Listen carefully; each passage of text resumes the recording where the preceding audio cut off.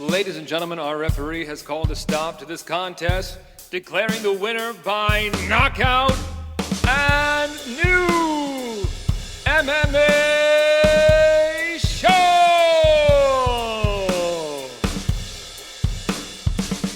Greetings, ladies and gentlemen, and welcome to another exciting round of and new MMA show. I'm your host, Michael Hansen, and I do vivacious things with microphones because I'm a ring announcer and cage announcer. And I'm joined this week, as I always am, by my two friends who bring MMA punditry up to new heights. Introducing first, from New York, properly repping the Knicks paraphernalia, Mark Priaulx. What's up, buddy? Got to put the Knicks vibes out right now. It's important times. We'll see what happens. But what's up, boys? What's up, everybody? How's everyone doing? We have the return of the whiskey cocktail tonight after like a month's hiatus because we have one hell of a show for you. We have one hell of a card coming up on Saturday. And if I'm going to be here until 1 o'clock in the friggin' morning doing this show, I'm going to have some whiskey with me while I do it. Well said. And joining us from the sunshine state of Florida, the Nicaraguan nightmare, Omar Artola. What's up, my friend? What is going on? I am excited for this weekend, to say the least. Your boy and his wife flies out tomorrow evening to Vegas to properly partake in International Fight Week. Still trying to figure out if I'm going to have time to go to the weigh-ins or not. Dude, that you might gotta. Be. But I wonder how long this convention is, because, like, I don't know. Because the weigh-ins are also first come, first serve. Yeah, I'm not sure. The weigh-ins are first come, first serve.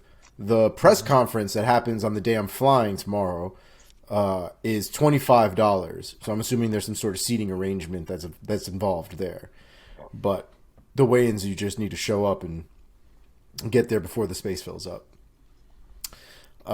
So yeah, very excited about that. But before we go any further, I gotta be the one to set my mans up here with the big news, the biggest news of all the news. I mean, does the news get any bigger than this? Let me set you up real quick, Mike. The Voice Hansen, please, with the news, hit us.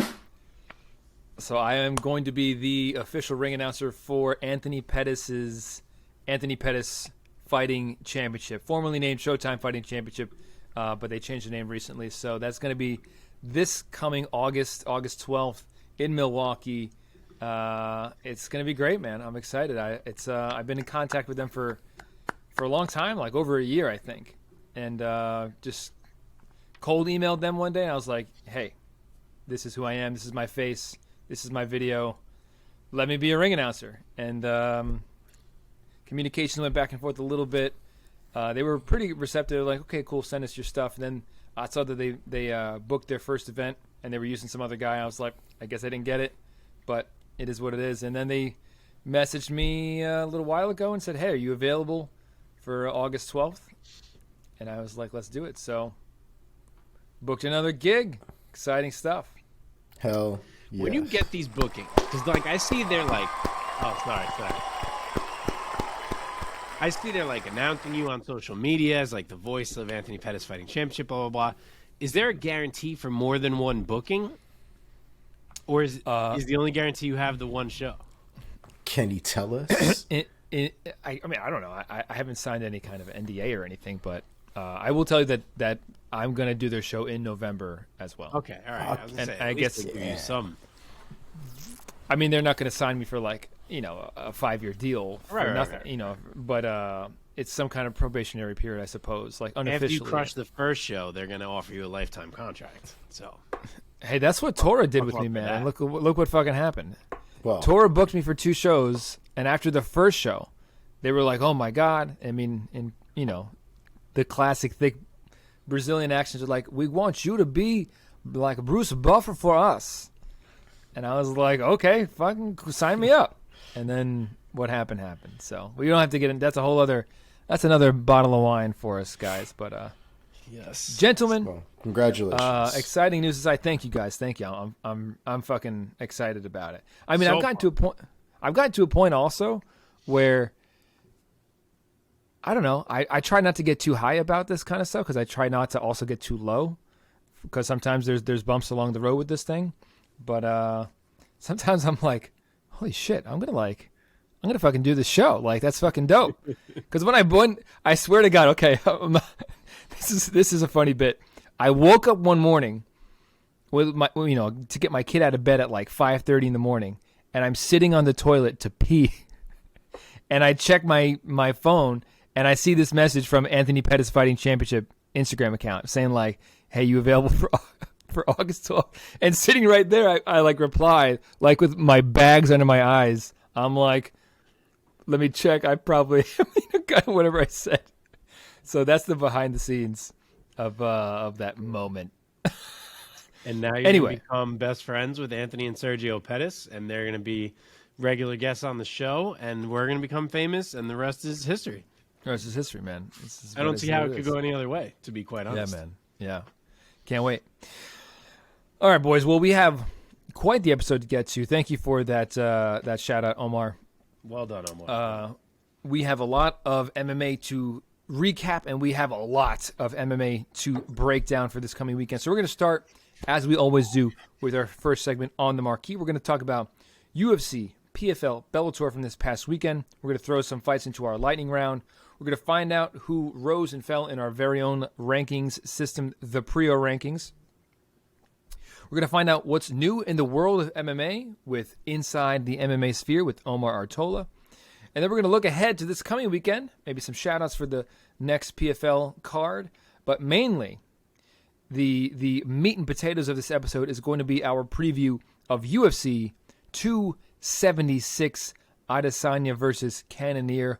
Holy shit, what a card. We're going to get into all of it with a full card preview for you guys. Before we get into anything, though, if you're watching this on YouTube, thank you so much. Go ahead and like this video. Nothing's going to help us out more. Subscribe to our channel if you haven't done so yet, if you really like our content. And, of course, share this video with someone who you know who likes MMA, who might not yet know about our show. Find us wherever you get your podcasts, of course, and follow us on social media at @andnew_MMA show. All right. Let us now get into this first segment.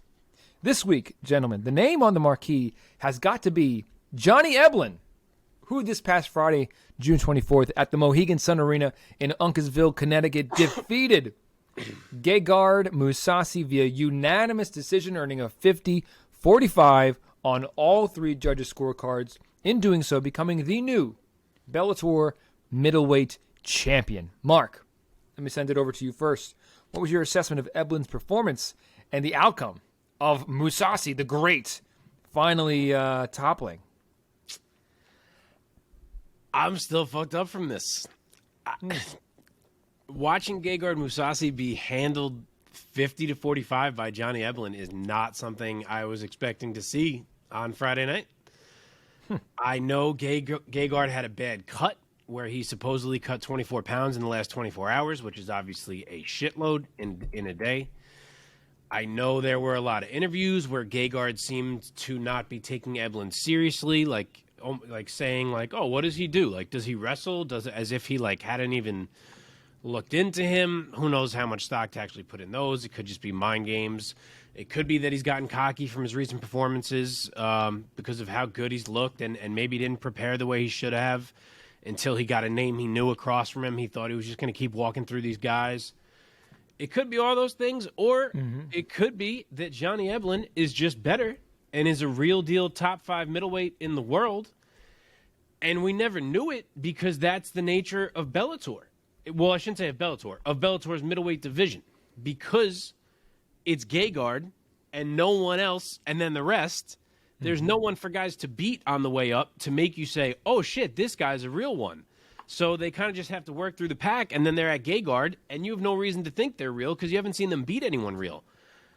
And this is what can happen, and maybe it's what did happen. Maybe Johnny Eblen is this good, and no one knew it. And it's not just us. Like, to be clear, no one knew it. Like, no one thought Johnny Eblen was 50-45ing Gegard Mousasi. So we're not going to know the answer to the question unless we see these guys run it back. Obviously, it could have been a bunch of different things. But bottom line is Johnny Eblen handled Gegard Mousasi on Friday night. right as we're like, in our prime of anointing Gegard as the best middleweight, not named Izzy or maybe Whitaker, so it was impressive. I mean, Johnny Eblen was faster. He looked powerful in there. He mixed in the wrestling really well. He had Gegard reacting to him all fight, letting Eblen go first and reacting. It was almost like Gegard forgot what a killer he was. And Eblen made him work. Like, he made him eat shots. He did really well defensively to evade what was coming back at him from Gegard. And honestly, he just looked super well-rounded. Like, I said it last week. I knew Eblen was good. Like, I thought he was more of a threat than Vanderford and Salter were, but I didn't see this from Johnny Eblen. I mean, he looked incredibly well-rounded. If this was real, and he is really a top 5 middleweight talent in the world right now, then it's a shame that no one knew that going in, because there probably would have been a lot of eyeballs on that fight. But it's an enormous win. We'll see if we get another one out of it, but you can't do better than Johnny Eblen did with that opportunity, and he is the new Bellator middleweight champ. All right, let's bring Omar in here. Omar, would you say it was more of Mousasi having an off night, Mousasi looking old, or is Eblen, like Mark was saying, possibly one of the better middleweights in the world that we didn't realize? Yeah, it's hard to kind of pinpoint exactly which one specifically is the sole cause. It might have been, like Mark said, every single one of those things. It could have been none of those things. Eblen could really just be that good. The reality of the situation is there are a few facts that we could take away from there. Eblen was faster in that fight. Whether Gegard Mousasi's weight cut or whatever contributed to the way he looked in that fight, maybe that's not the actual speed Gegard Mousasi is on a regular basis, or where he normally would be without that crazy weight cut. But the fact is, that night Eblen was visibly faster for all 5 rounds. He was also striking with Gegard quite a bit. It wasn't like he was holding him down for 5 rounds and squeaked out a win. He fought Gegard Mousasi everywhere, and he won everywhere that he put on, that he was stuck with Gegard Mousasi. Ground, cage, striking. He knocked down Gegard, I think, at least twice, if not more. But he definitely knocked Gegard down, especially in the first round. He knocked him down twice. So it was a crazy, crazy, crazy fight when it comes to what the expectation was. But at the same time, it's a great win for Eblen. I mean, I know I talked some wild shit last week about Gegard Mousasi and, where he's supposed to stand and the people that are getting thrown at him and things like that. And Eblen shut a lot of people up, because I'm sure I probably wasn't the only one talking wild shit. Dude, they were going on and on about how Khabib called him the most underrated fighter in MMA, and then he goes out and gets smoked. Oh, well, I mean, Eblen looked good, man. Eblen looked really, really good, and it might be a combination of Eblen rising to the occasion and Gegard Mousasi simultaneously not taking the event seriously, not taking the moment seriously, believing a little bit too much in his hype, which ironically I think is something that he's always been concerned about. So it might have just been the perfect storm, and we'll see what ends up happening. I think a rematch is definitely in order, and hopefully they can do something like that. Okay, let's talk about where these guys go from here. I want to go back to this idea of that Mousasi. He's got a lot of miles on that body. He's got a lot of fights. He's been fighting forever. Mark, let me send it back over to you. Do you see Mousasi walking away after this? No. I would be shocked if he did. The way he's been talking lately, he seemed like he was intent on carving more of a path through people in Bellator, possibly going up in weight, et cetera, et cetera. I can't see him walking away just because one fight went wrong.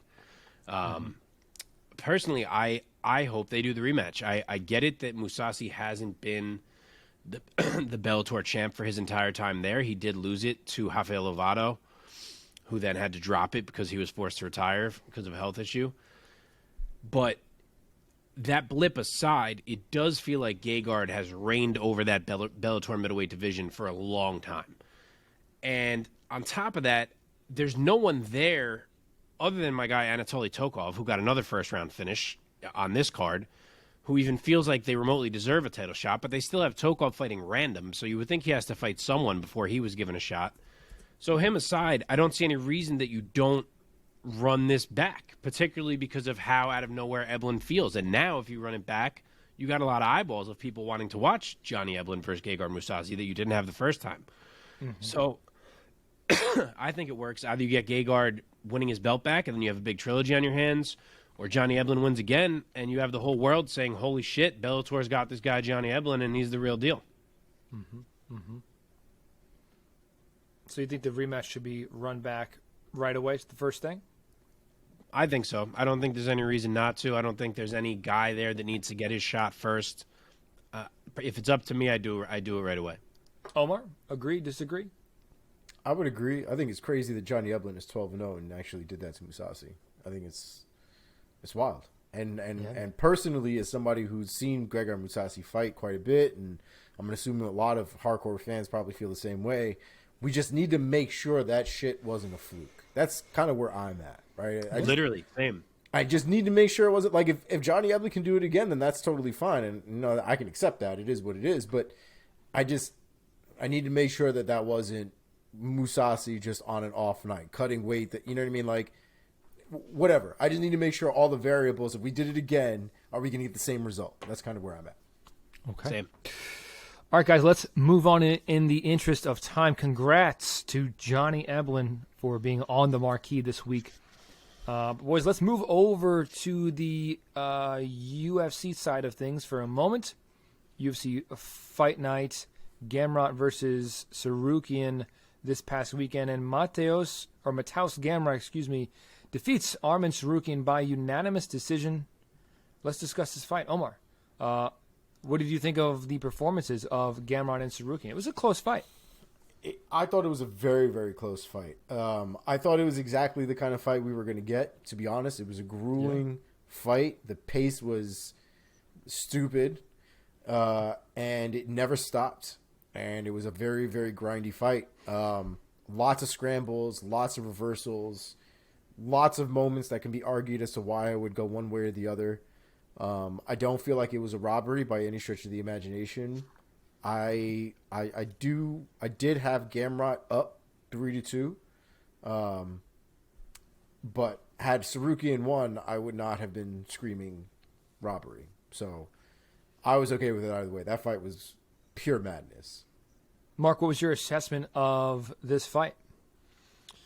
What a high-level scrap that thing was. I mean, like, beyond impressive from both guys.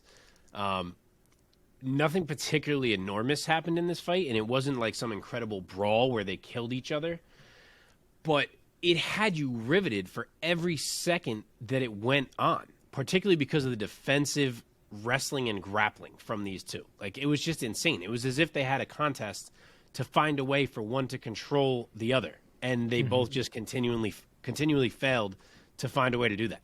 I've said it before, but this new wave of lightweights in the UFC right now, these two guys, Demiris Magulov, Guram Kutateladze, throw Rafael Fiziev in there if you want. Like, these guys are going to be a problem for the vets who have run this division for a while. These guys are high level. Well said.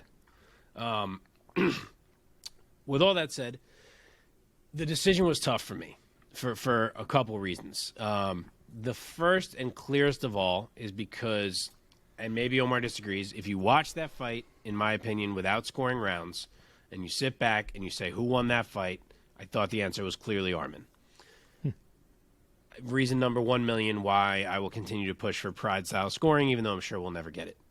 But on top of that, the other reason the decision is tough for me is because I think Arman did win based on the rounds. I think Arman took rounds 1, 2, and 4 of that fight. And on top of that, I even think round 3 was really close. So we'll ignore round 3. I'll focus on 1, 2, and 4. I think everyone gave him 1 and 2. 4 seemed to be the toss-up round. My only thought is that the judges were maybe in a similar position to the commentators, where they couldn't see it live that Arman dropped Gamrot with that spinning back fist, and they don't have the luxury of going back to the monitors to see, which again brings me back to my idea that I brought up last week of whether judges should just be watching the broadcast video and not a live fight where they may miss things, because Paul Felder was saying it out loud that none of the announcers saw that Tsarukyan dropped him. They all thought Gamrot slipped. So my thought is that maybe they couldn't see it either, and that's why that round got scored for Gamrot, because if you can see it, I don't know how you don't score that round for Tsarukyan. It was pretty damn close otherwise. So I thought the card should have gone Arman's way. I'm not saying it's like a horrible robbery. It was a close competitive fight. I'm fine. As much as I thought 3 was close, I'm fine with Gamrot getting it. Gun to my head, I think I do give it to him. He did win 5. I get it that 4 was tight. I just think it should have gone to Arman. But with all that said, first off, Arman is 25. He's got plenty of time. He will find a way to rebound. Second off, Mateusz Gamrot looked incredible, whether I scored it for him or not. He was losing that fight on the feet, and he found a way to mix in just enough grappling against Arman freaking Tsarukyan, of all people, to steal that fight. And Gamrot is a wizard of a grappler, and he is going to give a lot of trouble to whoever he gets in there with next. So props to him, regardless of what I think the scoring should have been. Obviously an enormous win for his career. I think it's definitely appropriate for both of these gentlemen to be treated by the UFC as though they won. Because I think the stock of both of them continues to rise, because they both keep showcasing that they are high level talents in the lightweight division. That being said, let's start with the actual winner of this fight, Mateusz Gamrot. Give me a name, Mark. He's both these guys, but now especially Gamrot, are really getting up there into the upper echelon of arguably the best division in MMA. So where do you see Gamrot going next in terms of his next opponent? I will take his name. He called out Justin Gaethje, and man, would I love if that actually happened. I said it on here after Justin lost to Charles that I think Justin is kind of in the perfect spot now, having lost 2 title shots.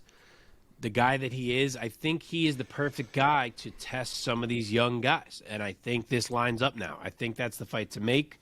It's crazy intriguing to think about all the different ways they match up with each other, and I would love to see that fight. Omar? Just to throw another name in the hat there, I actually think it would be a super interesting fight with Beneil Dariush.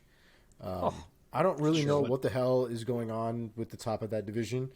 Islam is like, I'm waiting. Beneil's like, I'm waiting. You can't have 2 guys waiting for the same goddamn thing. They should probably fight at this point. Beneil did say he would fight Poirier for what it's worth. Granted, I don't know if Poirier is trying to do that. Yeah.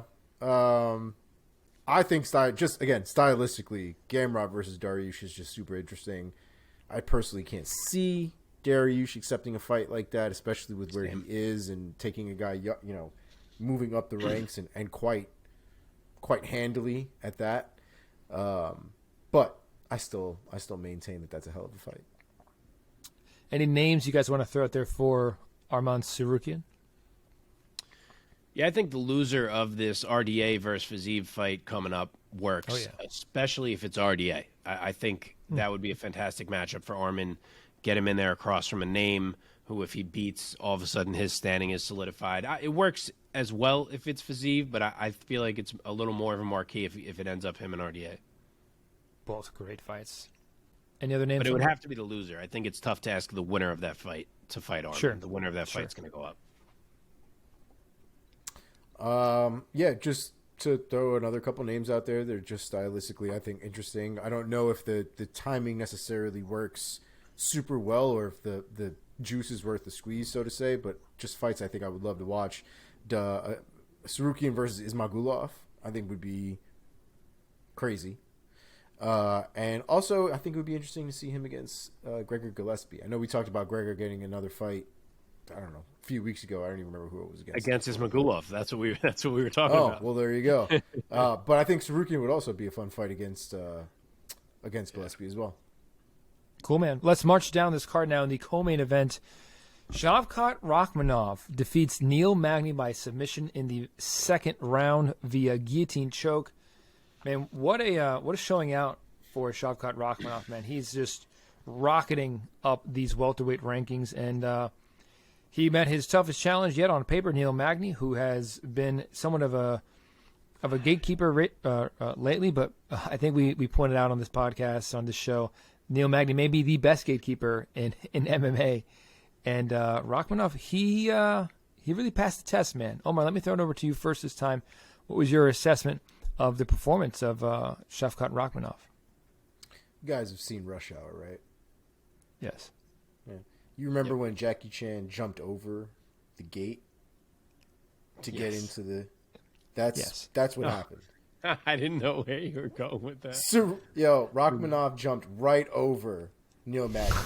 Gatekeeper gone. That boy is out of here. Nowhere near the gatekeeper does he need to be. I just got your freaking gatekeeper pun reference. There she is. I always will accept a Rush Hour reference. Oh, yeah. Classic. He did fantastic, man. That was a hell of a performance. That was exactly what he needed to do against a guy like Neil Magny. I think it's fair to say all three of us hold Neil Magny to, a high, esteem when it comes to where he is in the division, what he brings to the table, what that gatekeeper status really means in his term. Because I do reference it in his specific case as almost like a term of endearment almost, because he does do it very, very well. But Rakhmonov more than passed the test, man. And for Magny to tap with like less than 30 seconds, that dude must have thought that he was gonna go out like, and not 4 come back. seconds, wasn't it? It was super close to the end of the round, and whenever stuff like that happens, I can only imagine how bad those chokes are really in. So props to Rakhmonov. Again, capitalized on an insane opportunity, and he's got some big fights ahead of him. I was surprised at how much stronger Rakhmonov seemed over Neil Magny. Dude, he's big. Like, I feel like he doesn't get discussed as if he's big, but he is. Yeah. I mean, he looks lean, though. I mean, so does Magny, but Magny's taller. I was like, damn, he is just manhandling Neil Magny. Poor guy. Yeah. Mark, what was your assessment? Welterweight is getting fun because that man is the real deal. So add him right into that welterweight mix. Neil Magny found himself on his ass quick. He pulled out every trick he had, grappling-wise, and none of it mattered. Shavkat Rakhmonov maybe had to work, but he was on offense for 100% of that fight and is still yet to really meet any resistance in the octagon. The dude is 16-0. He has 16 finishes, which he added to here. And I don't know who's going to stop this man. He just stayed heavy on Magny in this one. He stayed active. He waited for his moment where he found the opening for that choke. And once he did, it was over fast. He is a real problem, and I think he is probably joining that Chimaev level where it's like guys don't want to fight this guy necessarily. For sure. Sticking with you, Mark, give me a name of who would you want to see Shavkat Rakhmonov matched up with next. I really want to see him against Vicente Luque. I know Luque has a fight coming up with Jeff Neal, and I'm sure he would have to win that fight for this to make any sense. And if it's Neal who wins, that doesn't really appeal to me quite the same way. But if we could get Luque versus Rakhmonov, two guys with a scary ability to finish a fight from anywhere, I would be on the edge of my seat for that entire fight.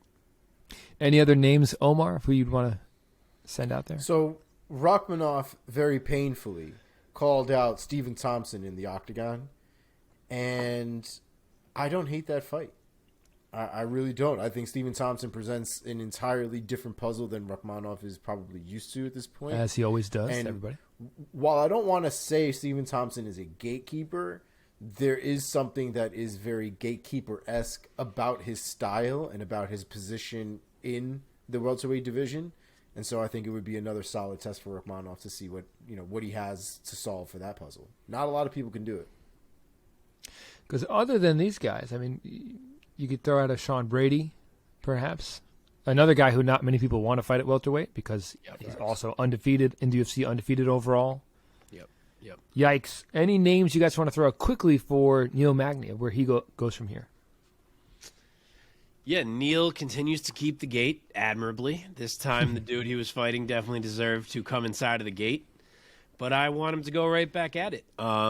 I know we've paired both of these guys up with other people recently, but now that Neil has lost, I think him against either Kevin Holland or Jake Matthews would be a really interesting welterweight fight. Nice. Yeah, I like that a lot. I like Kevin Holland a lot for Neil Magny. Omar? I love both names. I personally think Kevin Holland can do without the Neil Magny fight. I think his star power kind of lets him elevate and still perform above the necessity, I guess, of Neil Magny. Jake Matthews, however, I think Jake Matthews needs that fight. I think that fight will solidify where Jake Matthews really is in that welterweight division. And if he can show out against Neil Magny, that boy is going to be ranked very, very soon after that. Okay. What about a guy like Ponzinibbio? Also coming off some losses. I don't think they have fought before. Have they not? I was just going to say I feel like they have. Is that just my brain because they've been near each other in that division for so long? Yeah, they have. Pons beat them. Okay. So, but it was a while ago. It's not like you can't do it again. Yeah. All right, let's keep going. Hopping over to the Bellator side of things, gentlemen. This past weekend in the bantamweight division of Bellator, Danny Sabatello defeats Leandro Higo by unanimous decision, earning a 49-46, 49-46, and 49-46. Omar, let me send it over to you first. Danny, the potty mouth, Sabatello gets it done. What a crazy guy, man. What a crazy guy. What was your assessment of his performance, though, in the Bellator cage? Yeah, so it was a dominant performance. He was able to keep top control. He was able to get the tough fights to the ground. I think after the third round especially, or from the third round on, it got pretty clear that Higo wasn't really going to come out on top there. I will say he talks way too much shit for somebody who isn't really trying to go for the finish all the time and is just trying to hold for control and make sure he doesn't get in bad positions and things like that. The way he talks, he makes himself sound like he's a world beater. Like people who are going to get in there with him are going to get finished. They're going to come out of there not the same and all this stuff. And that's not really the case. Chael Sonnen. Yeah, but even Chael Sonnen finished somebody every now and again. And he was even more active on the ground than goddamn Sabatello was. In this fight, Sabatello was active last fight. I think it was the matchup. Yeah, Higo was very... No, I mean, it's a valid point. Higo was very good on the ground. There were points where Higo had control on the ground as well. There was a lot of back and forth in that fight. But, Sabatello definitely had a majority of the control throughout that fight, and so I think the win is definitely warranted. I want the trash talk to back up the performance is all, I guess. Mark, in your opinion, has Sabatello made the case that he's one of the best bantamweights in the world, as he has said on the Ariel Helwani show? Depends what you mean by one of the best. Sure. Top 20? I don't think he's quite made that case yet. Top, 30, probably he's sneaking into there. I don't want to put down Leandro Higo, but it was just Leandro Higo. Yeah. And yes, he is now in the Bellator semifinals. He's getting a title shot against Rafael Stotts, because remember, the title's on the line in these tournaments. I should say an interim title shot. Of course, Sergio Pettis is still the true bantamweight champ over there. Mm-hmm. But, the next one, we'll see what kind of jump Danny Sabatello makes. I don't think he's made the meteoric jump quite yet. But that fight was certainly all Danny Sabatello. It wasn't the most exciting fight he's had, as Omar said, but it honestly played out pretty much how I thought it would. Higo's a great grappler. He did have even the one round in round 2 where his grappling really shined, but mainly he just was able to limit what Danny Sabatello could do, which I kind of expected, while still clearly losing to Sabatello, which I kind of expected. It's kind of how I thought it would go. Higo's grappling is good enough to not get his ass whipped down there, but Danny won 4 out of 5 rounds.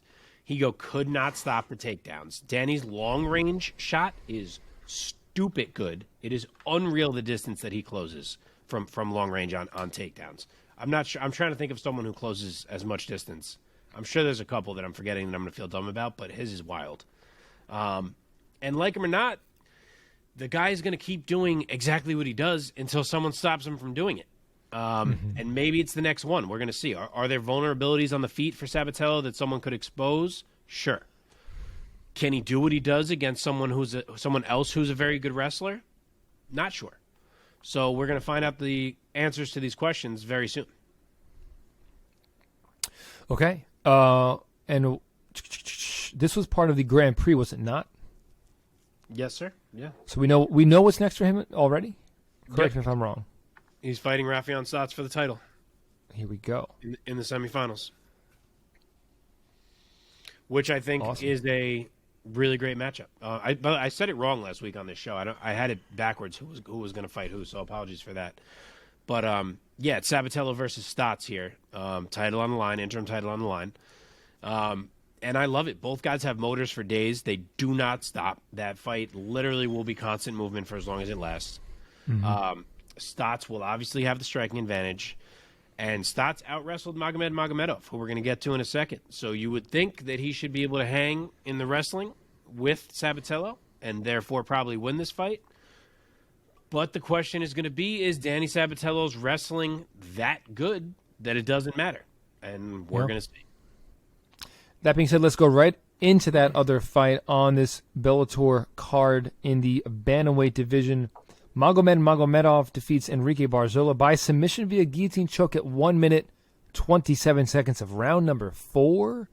Omar, let me send it over to you first. What was your assessment of Magomedov getting it done by the choke? This shit was heartbreaking for me. And I don't really... man, when I was watching this fight, I was like... I remember last week when we were picking fights and things like that, and we were talking about it. I picked Magomedov to win. I thought his wrestling would be too much. But watching that fight, man, Barzola was putting it on him, man. Barzola is so well-rounded and was able to put it on him everywhere, defend the takedown. But it just got too much towards the end. And I think it was the kind of the perseverance of that wrestling that eventually got Barzola. But goddamn, I was rooting for Barzola throughout that fight because I was pretty sure up until that point he was winning that fight. And Magomedov was able to get him down and get that choke in, and good for him because, man, Barzola was doing so well. I thought Barzola was doing so well. Good fight, though, man.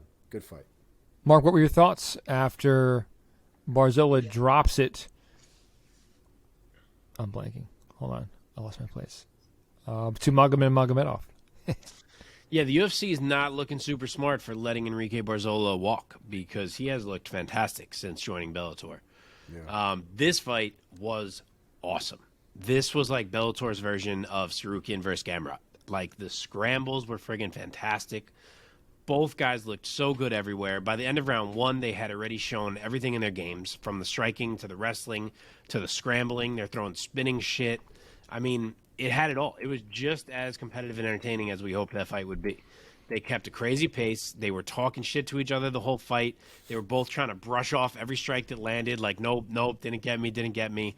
I loved that fight. I was so into it. Like Omar said, Barzola was absolutely hanging with Magomedov throughout in the grappling department.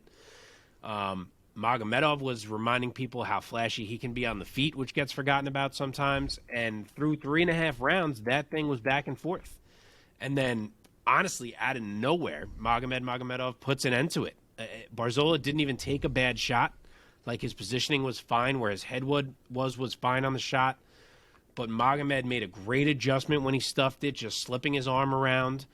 And next thing you know, he's jumping guillotine and flipping Barzola over to get on top, and he's cranking it, and that was all she wrote. Just a high-level finish from Magomedov in what was a tough fight, and a big-time win for him to advance to the semis. With that being said, let's jump right into the Bellator side of our... Hang on. Oh, shit. I was sorry. I wanted to say something about him matching up with Patchy Mix in the semis. Yeah. Please go ahead. That's also an awesome fight. That is going to be... Rakhmonov Stots actually said the same thing when he was commentating on the broadcast, but that is going to be a grappler's delight. I think he might have called it a grappler's dessert. Mix is obviously bigger as he is against everyone. He's going to have a 4-inch height advantage, 2.5-inch reach advantage, which he's used to. But it is a similar dynamic to the one that we just talked about. Like, Magomedov is going to kind of play that Stots role of the more dynamic fighter who can do more. You know, him and Stots are probably going to be looked at as who people expect to meet in the finals. But Mix is going to play that Sabatello role of a guy, it's maybe grappling versus wrestling, not quite the same, but a guy who's is his size and grappling so good that the dynamic aspect of Magomedov is not going to matter. So it's kind of two similar style matchups happening in Bellator's 2 semifinals. Okay. Now we may continue. Thank you. Okay. Our lightning round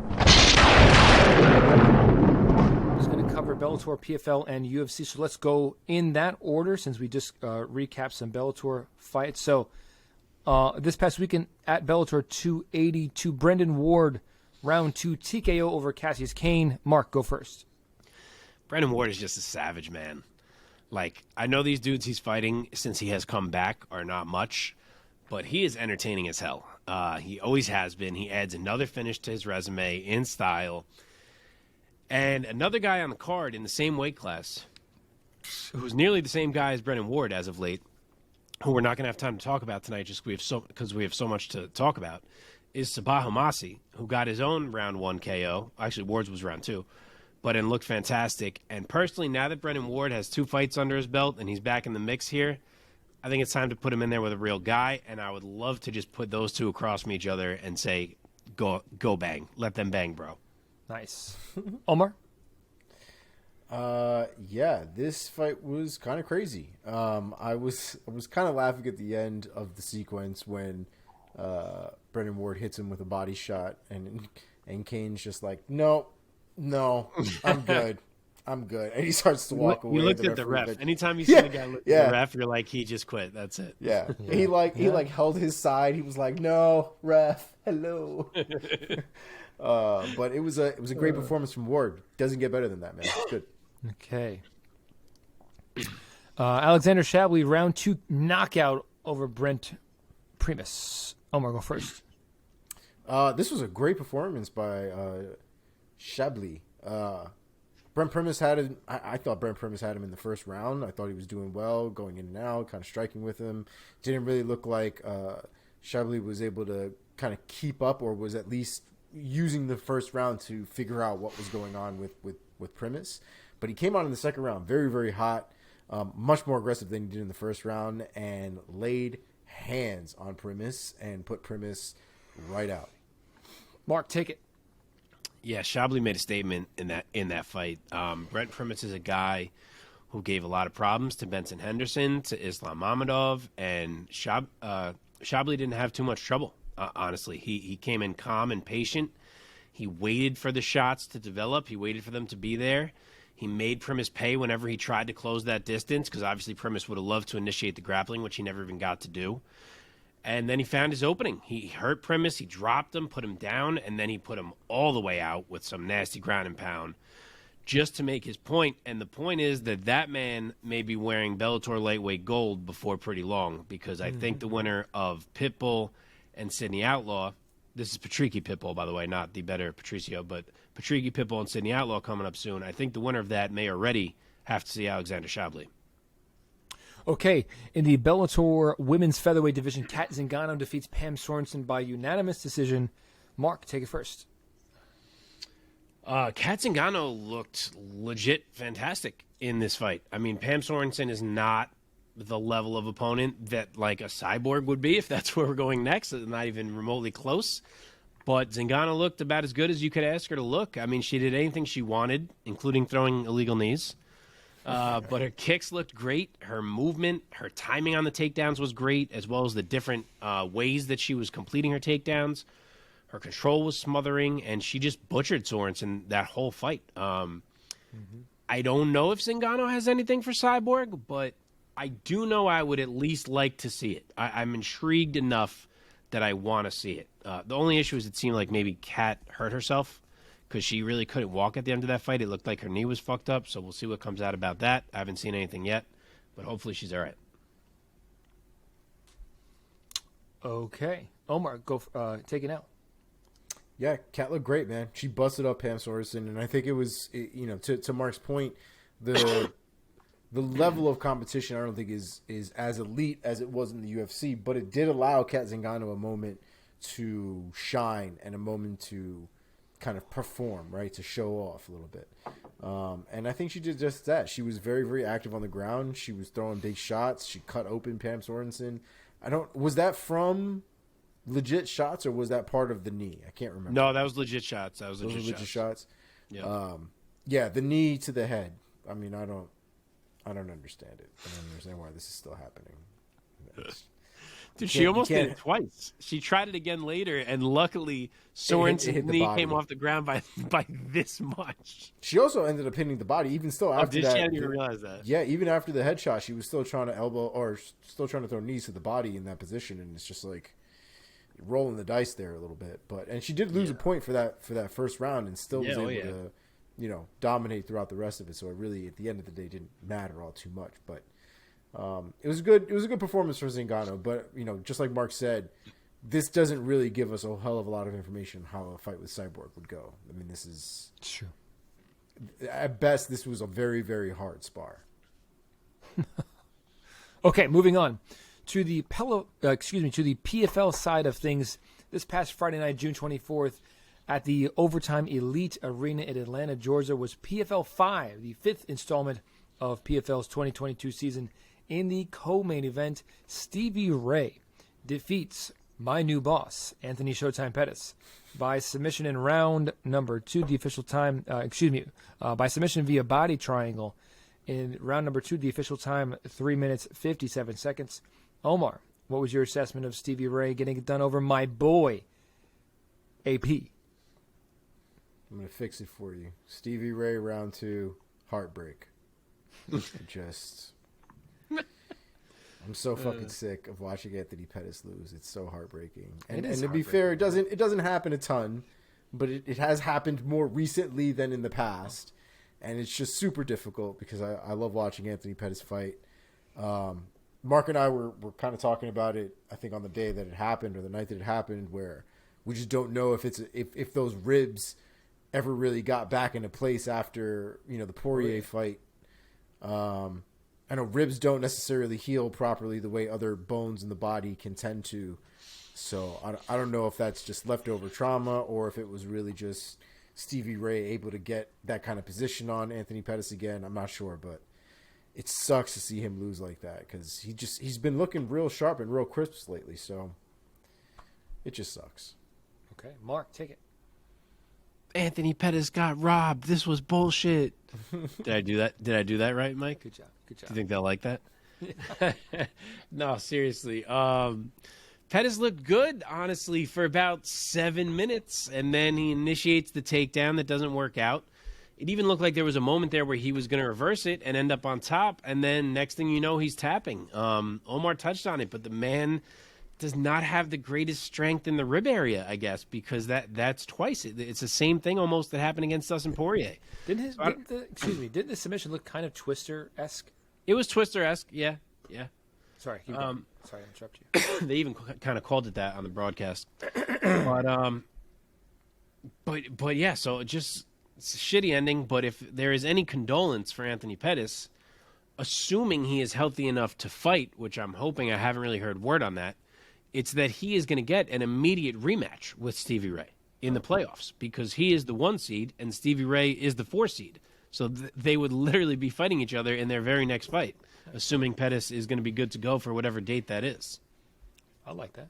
That's cool. A little redemption. Oh, man, I really hope that happens. I really hope that happens because you can't be going out to Stevie Ray. You can't.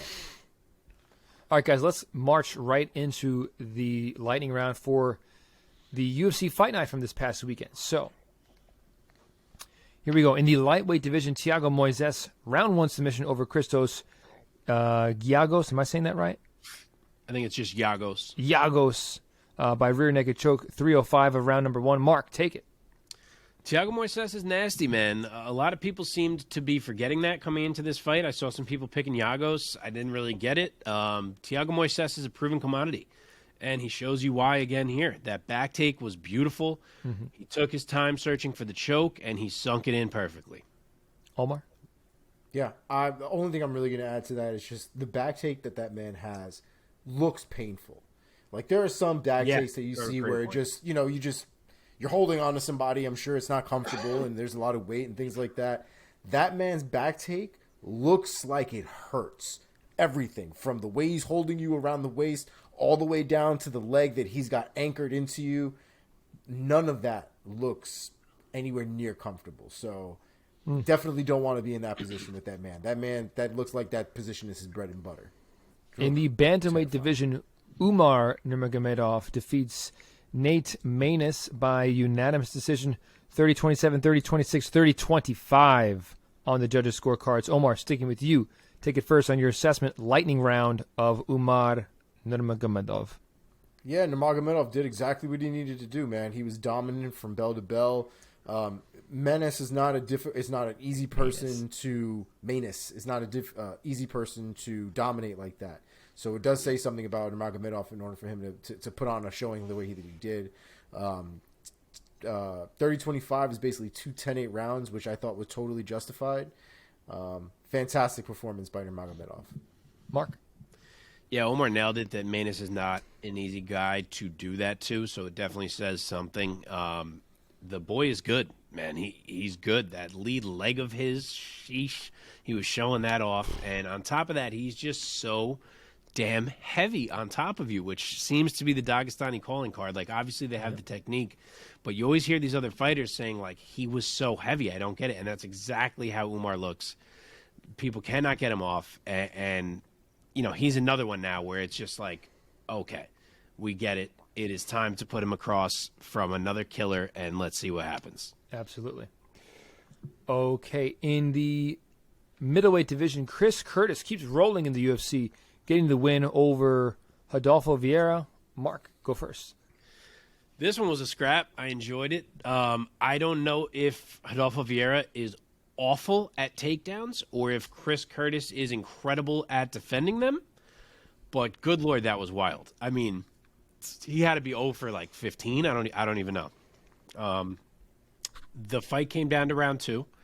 I'm actually surprised at how unanimous the world seems to be in that Chris Curtis won it, because I thought round 2 was actually really close. But I did think Chris Curtis won the fight as an overall fight, so I'm happy that the cards did go his way. And I guess I have to be a man of my word, and I'll be picking Chris Curtis in his next fight no matter what. Curtis is good, man. Omar, take it. Yeah, I agree. I thought the body shots that Chris Curtis was throwing in that fight really ended up making a difference towards the end. He invested a lot of those body shots early, throughout the fight. And I think it did make a huge, huge difference. I love watching Curtis fight. His style is very, very almost caveman-like, but very effective and very fun to watch. So I'll definitely be keeping an eye out for more Curtis. Okay, in the featured bout of the prelims on ESPN2 and ESPN Plus in the light heavyweight division, Carlos Ulberg gets it done by TKO over Tafon Nchukwi. Omar, go first. Yeah, City Kickboxing strikes again. Carlos Ulberg is there with some very, very fantastic, accurate striking. Was able to, I don't even know, 2, 3, 4 piece Nchukwi into the shadow realm, and that was all she wrote. It's a great performance.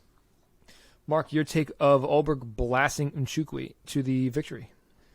Well, that's the Carlos Ulberg that City Kickboxing has been telling us about. It took him a few fights to show up, but that was him. Nchukwi's a tough guy, and Ulberg caught him so clean with that kind of jab that he turned over into a hook, a cheeky hook, as Paul Felder called it.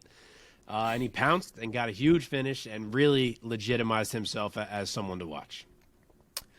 Okay, in the bantamweight division, Sergey Morozov defeats Raulian Paiva by unanimous decision, earning a 29-28 on all 3 scorecards. Mark, stick with you here. Sergey Morozov is an interesting one, man. He feels like a guy in any fight he's in who could lose to anyone at any time or beat anyone at any time. Like, his fights are always up and down. He's hittable, as Paiva was showing early, but he can also take over. And once he found his groove where he was mixing in his wrestling, he was the better man in there, and he gets a very big win for himself. Omar? Yeah, I completely agree. I will give credit where credit is due, because Paiva was fighting for that entire fight, man. 1 through 3, he was at a deficit during a lot of those points, but at no point did he stop and accept position. He was always trying to get up, always trying to move to the fence, always trying to do something. But the reality was Morozov was always one step ahead of him, so it didn't really matter in the end. But Paiva had heart in that fight for sure. Yes, I agree. Okay, last one, boys. In the bantamweight division, Mario Bautista defeats Brian Boone Kelleher by round 1 submission via rear naked choke. The official time 2:27 of round number 1. Omar, quick word about Bautista getting it done over Kelleher. Bautista looked great, man. That was exactly the performance you need against a guy like Kelleher, especially to move yourself up in the rankings. People know you. It was a slick back take, and even slicker slip in with that arm inside the neck. And it was a beautiful finish. Loved it. Mark, take us home. I was really impressed with Mario Bautista. He looked great. His feints, his speed, the way he kind of hid that takedown attempt, and then, as Omar said, a filthy back take and a vicious choke. Well done for Bautista. Very nice. That does it for this week's lightning round. And now it is time to find out who rose and who fell in the UFC in our very own rankings system, the Priaulx Rankings, which is Mark's own ranking system that he tracks himself because he's a psycho. Mark, take it away. All right, we finally got some people moving and shaking after some quiet weeks. I got 5 risers for you and 1 faller. We will start from the top. Shavkat Rakhmonov, the obvious one, moves from number 38 to number 10 in the welterweight rankings. Officially makes his ascent in a giant move. But what's crazy is that it wasn't even the biggest jump in my rankings because Sergey Morozov moves from number 58 to number 19 in my bantamweight rankings by virtue of beating Julian Paiva. Wow. And kind of with him, Umar Nurmagomedov jumps up a bit more, and so does Douglas Silva de Andrade because they have wins over Sergey Morozov, who didn't have that legitimizing win himself. Now he has it. They all kind of jump up together. So 2 monster moves from those 2 guys. Some more normal moves. I actually forgot how you say his first name. Shylon, it might be. I forget his last name. Shylon Nurdonbeki? I forget how they were saying it now. I apologize. No, but he fought TJ Brown. He moves from number 64 to number 49 in my featherweight rankings. Gets himself a legitimizing win. Kind of enters the mix a little bit of featherweight. Mario Bautista, who we just discussed, goes from number 44 to number 37 in my bantamweight ranks. He continues his kind of steady ascent up those rankings. And Vanessa Demopoulos, who we didn't discuss, goes from number 36 to number 26 in my women's strawweight rankings. The bottom of women's strawweight is a bit empty, so just by virtue of moving to 2-1 in the UFC, Demopoulos makes a jump. And then the one faller is Julian Paiva. He goes from number 16 to number 20 after losing to Morozov, who I now have at 19, as I said. A bit of a fall for Paiva. I debated moving him down further than this, but he does have that draw with Kyler Phillips that helps his resume. And I should say it's a win on his record. It's a draw in our minds, but it's a win on his record. So I couldn't move him down too much farther quite yet, but he does take a little bit of a fall down to number 20. And that is it. Any questions over there? Because you guys looked amazed at some of those jumps. No, man. Those jumps, that's been the most active I think the Priaulx rankings have been in quite some time. Yeah, I mean, Rakhmonov was 38 because he hadn't beaten anyone yet. You knew, obviously, he was flying if he beat Magny. The Morozov one, was a bit crazy. Okay, let's jump right into the next segment for our show, Inside the MMA Sphere with Omar Artola, where Omar lets us know the goings-on in the MMA world outside of the cage. Oh, yeah. Welcome to the MMA Sphere. Let's do it. What do you got? A little bit of soft voice. So we're going to have a couple of stories here for you, then we'll get right into some fight announcements. There is a lot going on this upcoming card, so I want to make sure we get to it in a reasonable time. So, starting off the MMA Sphere real quick, Cain Velasquez back in the news with some more updates. Right now, his plea hearing has been pushed back again now until August 19th. Okay. In the meantime, a civil lawsuit has been filed against Harry Goularte, who is the gentleman alleged sexual battery on a minor child. The lawsuit identifies a 4-year-old victim with the initials CV. And so it was previously explained by Velasquez's attorney, in case you guys weren't aware, that it seemed to be his son that was on the receiving end, unfortunately, of this abuse. Oh, I thought it was his daughter. Yeah, like I said, when we first reported it way back when, there was a lot of confusion. I don't think anything official had come out. But first it was niece for a second. It was all over the place. But it is confirmed that it was his 4-year-old son. Oh my God! There's the lawsuit identifies general negligence, negligent hiring, supervision, retention, training and investigation, sexual battery, sexual misconduct, and sexual harassment. Basically, they're saying that Gularte had daily access to the children, having been cared for by the mother's house, as it being his mother's business. He was alone at times with the victim in the bathroom and outside of the playhouse. He's accused of removing the victim's clothing, touching the victim's scrotum and penis, and exposing himself to the child. He's accused of doing so numerous times during 2021 and 2022.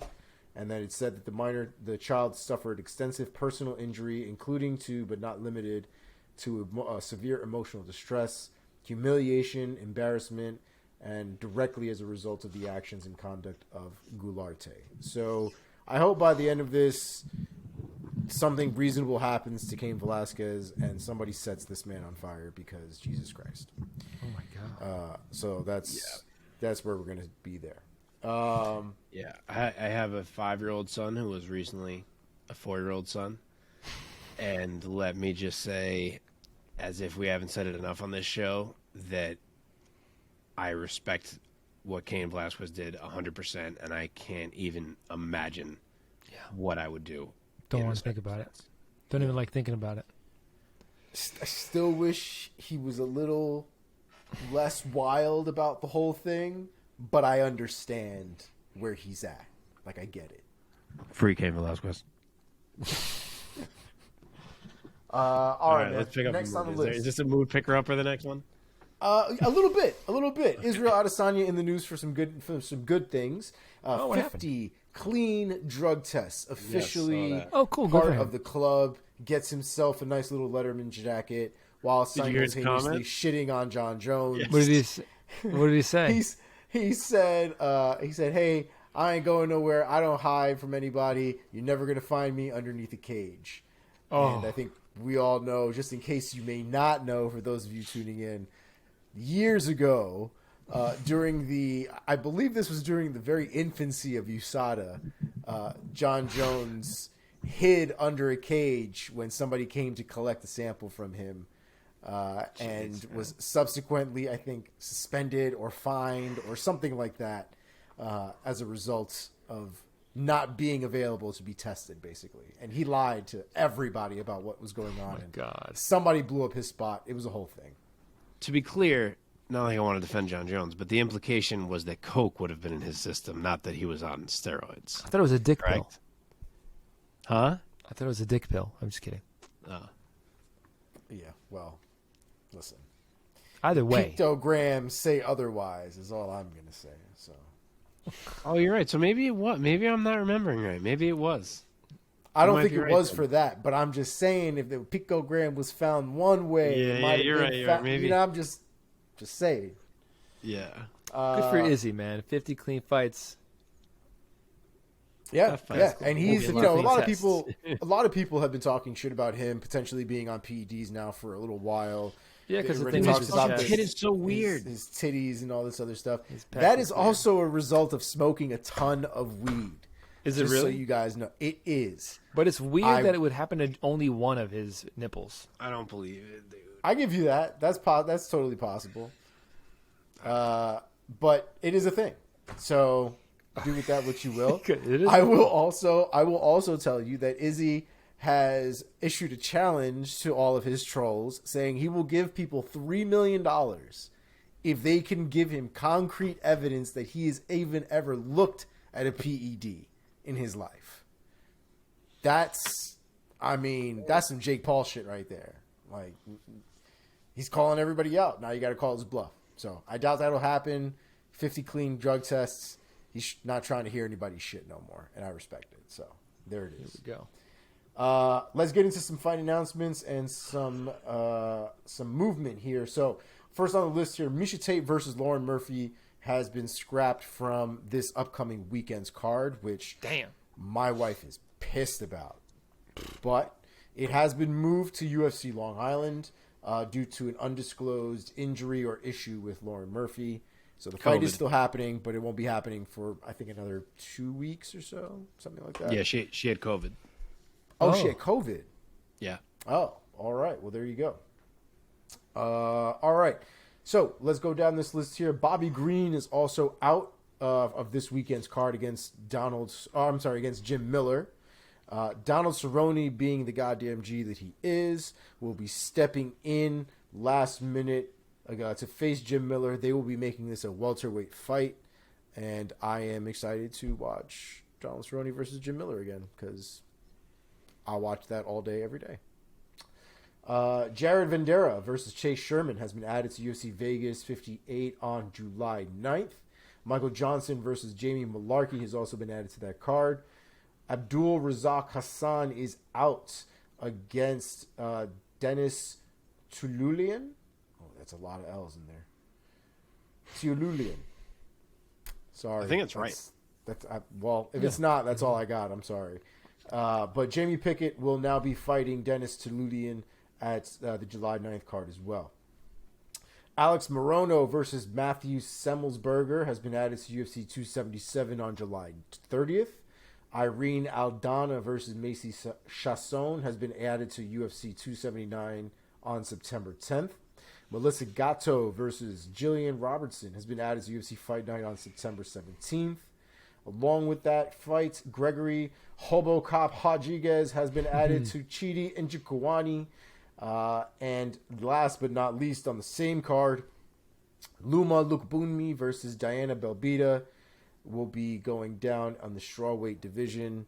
And that, gentlemen, is what I have for you today. All right. Thank you, sir. Like and subscribe, all the things. We don't got time. Let's jump into this. All right, boys.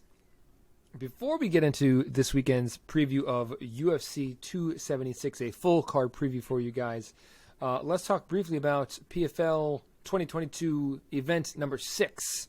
I never know what to call the PFL events, like how they're styled. I don't know either. It actually annoys the fuck out of me. It does. Me too. Me too. Basically, guys, I'm asking for any kind of honorable mentions that you guys want to spotlight any fights or fighters from this weekend's PFL card. Yeah, a bit of a buzzkill here in the main event because we were supposed to get Kayla Harrison fighting her first, real, true, respectable opponent in Julia Budd. And Julia Budd drops out, and now Kayla Harrison is fighting someone named Caitlin Young, who she is going to eat. So that's unfortunate. I could touch on some more. I don't know if, Omar, you had a comment first. No, I mean, that was pretty spot on. I guess the other guy, the guy that I'm personally going to be looking forward to watching is Rory McDonald.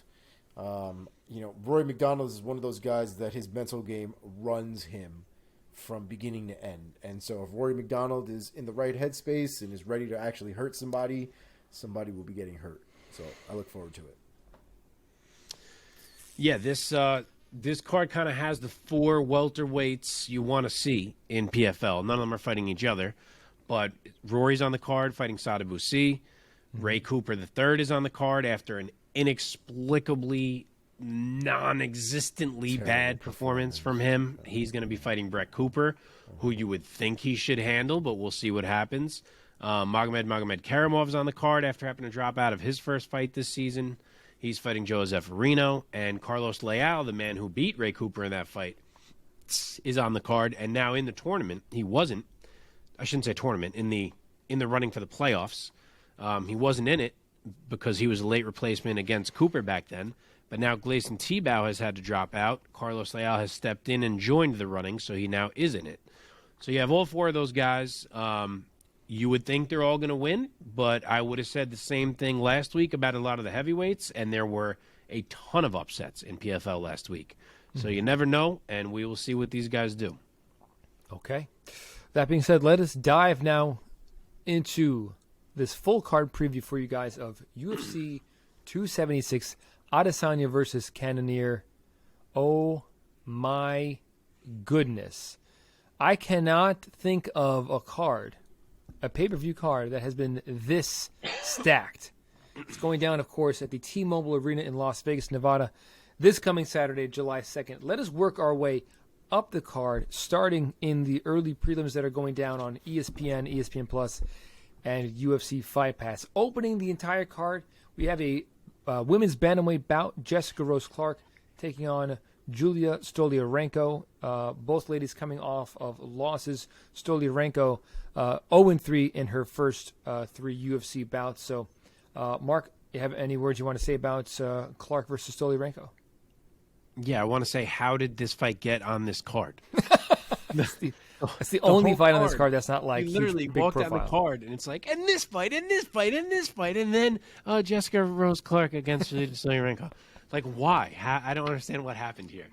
But anyway, Jessica Rose Clark is minus 155. Stoliarenko's plus 125. I really don't love either of them. Stoliarenko's 0-4 in the UFC, but somehow still has a job. Jessie just doesn't amaze me, but she does have some improving grappling, and Stoliarenko continually gets out-grappled. Plus, Jessica Rose Clark is apparently walking out to Shawn Michaels' Sexy Boy, which I saw Ariel Helwani post the other day. So mainly for that reason, we are going with her. Jessica Rose Clark dictates the fight, wins a UD. Omar. Yeah, I'd have to agree. I don't see anything that Julia presents that's going to give Jessica Rose Clark any kind of issues.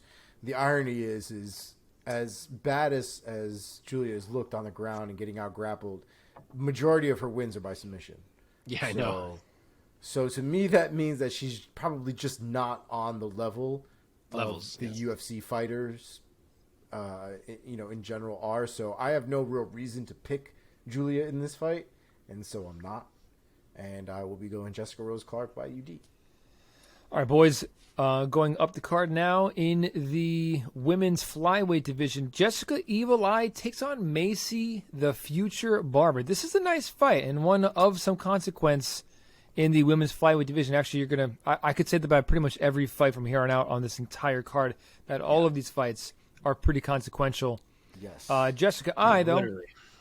looking to get back into the win column, having lost 3 in a row to Jennifer Maia, Joanne Calderwood, and Cynthia Calvillo. And Maycee Barber coming off of 2 straight wins against Miranda Maverick and Montana De La Rosa. Mark, what's your assessment of this pretty exciting women's flyweight bout? Yes, so Maycee is quite a favorite here, more than I expected. She is minus 250. Jessica Eye is plus 200. Eye is tough. She's not an easy out for anyone, but I feel like she's reaching a point where I can't really find confidence in picking her anymore. I think Barber's athleticism probably plays a factor. The concern here is just that she gets picked apart by Eye's boxing, because hers maybe isn't quite there yet. But I think she can clinch, push, lean, maybe even get takedowns. Long story short, I think she can just mix it up and out physical Eye to stop her from landing too much with the hands. And I will say Maycee Barber wins a UD. Omar. Yeah, I would have to agree. I haven't had confidence in Jessica Eye in a little bit, as much as I do like her. Like we were saying in the previous fight, there are certain levels to this, and I think that they're as scrappy and as dedicated as she is to her craft. I don't actually think she's getting better. I don't really see like major improvements in her game every time that she fights. Maycee Barber, on the other hand, is young, is still learning the overall game, but she came in with a lot of promise because of the skills that she already presented. If you look at her first fight in the UFC and you look at the last fight that she had against Maverick, was her last fight, right? Oh, no, Montana De La Rosa. Barber's? No, yeah, De La Rosa. If you look at her last fight, it's very, very different than the way that her first fight went. I'm still not on the Maycee Barber train, but like I'm looking to see how much the tickets are, if that makes sense. I like that. I'm in the same exact boat. Yeah, I'm still looking. So I'm gonna go with Maycee Barber. I'm gonna go with her by decision. But I do think she will be able to handle Jessica Eye. Yeah, I think it's going to be a long 15-minute spar between these two ladies. I don't see either one of them finishing the other.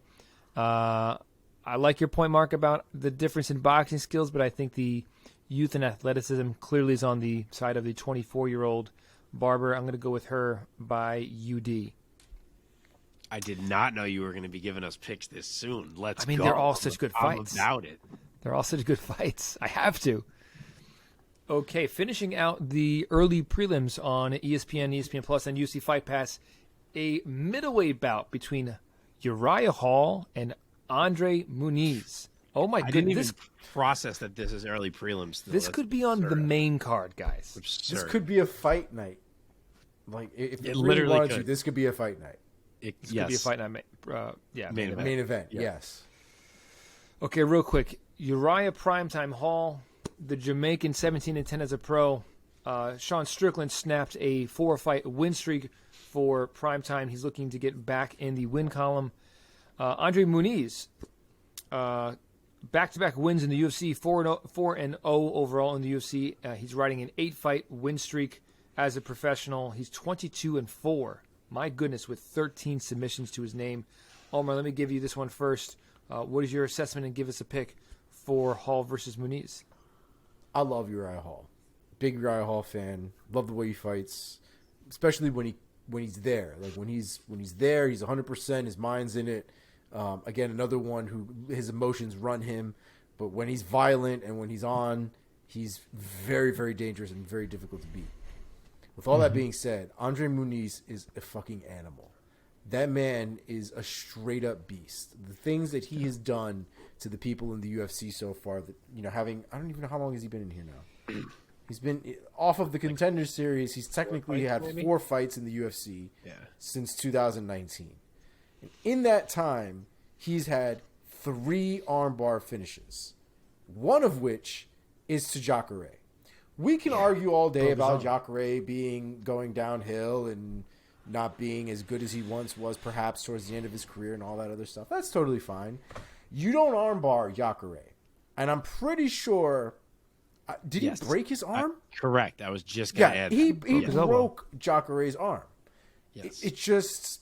I mean, there are levels to this shit, and if you don't think that is a crazy level, you're not paying attention. So I have to go with what I understand based off of this matchup, and it just seems like Andre Muniz is primed to fuck up Uriah Hall.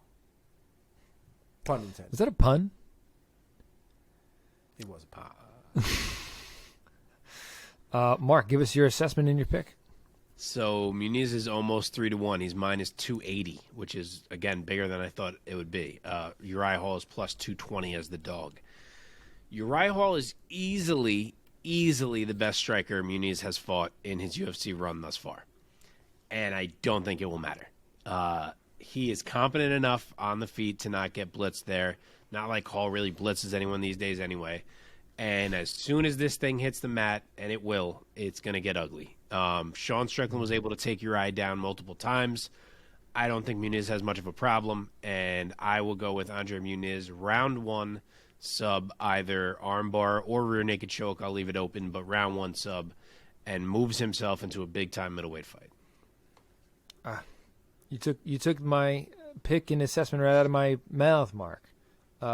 This is a tough fight for Uriah Hall for a number of reasons. He's giving up pretty much attributes in every category. He's older. At 37, he's shorter. He's 6 feet. Muniz is 6'2". I think their reach. I don't know what their reaches are. They might be similar.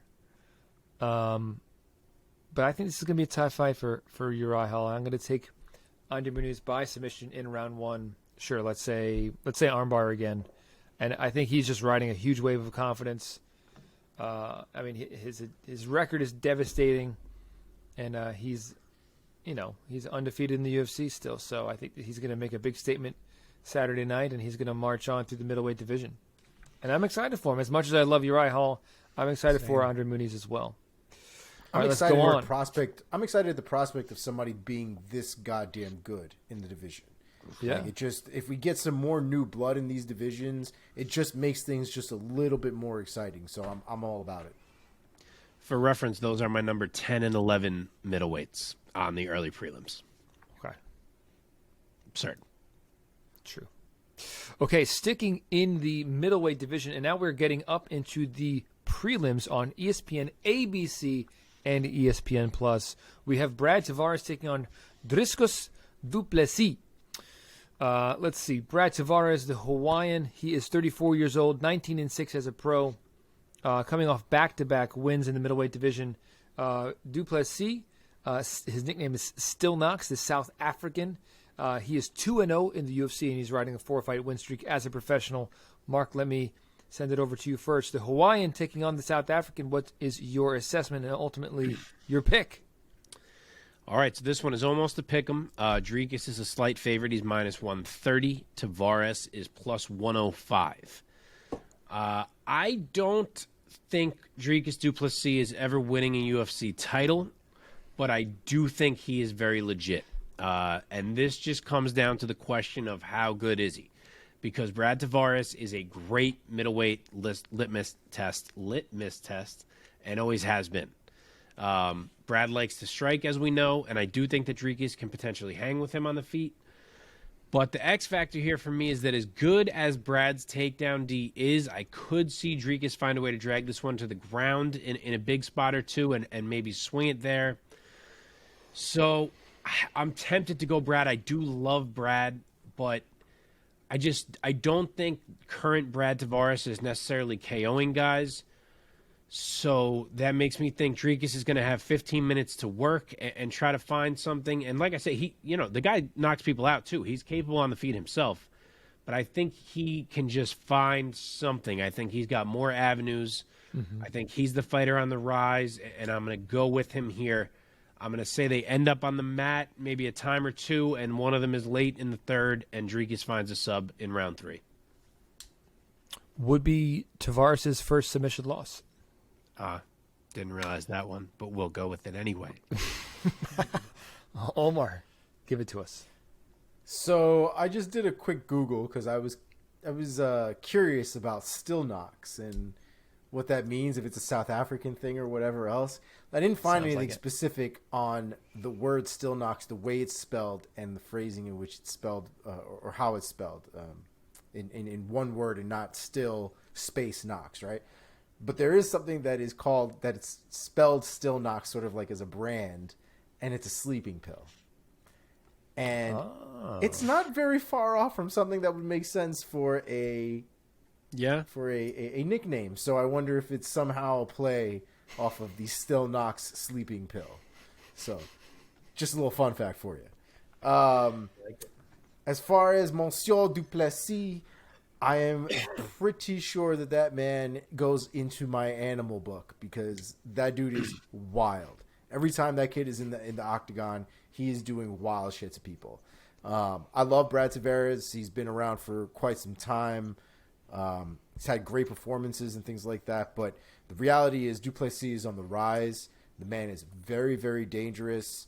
While I can understand why Mark thinks that this fight's going to go to the ground, I think Brad Tavares is going to play too long with him on the feet, and he's going to get caught. And I think du Plessis is going to knock him out round 1. I really thought you were taking Tavares. No, not for this one. Not for this one. I'm intrigued. If I was ever a fighter, my nickname would be Michael Advil PM Hansen. Kidding. I'm a du Plessis fan, man, and I've never been on the Brad Tavares train. I don't know why. I just never have been. I think both these guys are pretty well rounded, but I just think that there's more talent for du Plessis. Why not? I'll say he finishes him. I'll say he finishes him with the submission. Let's say club and sub. Round 3. Let's go. I like it. It's gonna be a scrap though. It's gonna be a scrap for sure. I don't think that goes. Man, I don't think that goes 3 rounds though, man. I didn't see that coming.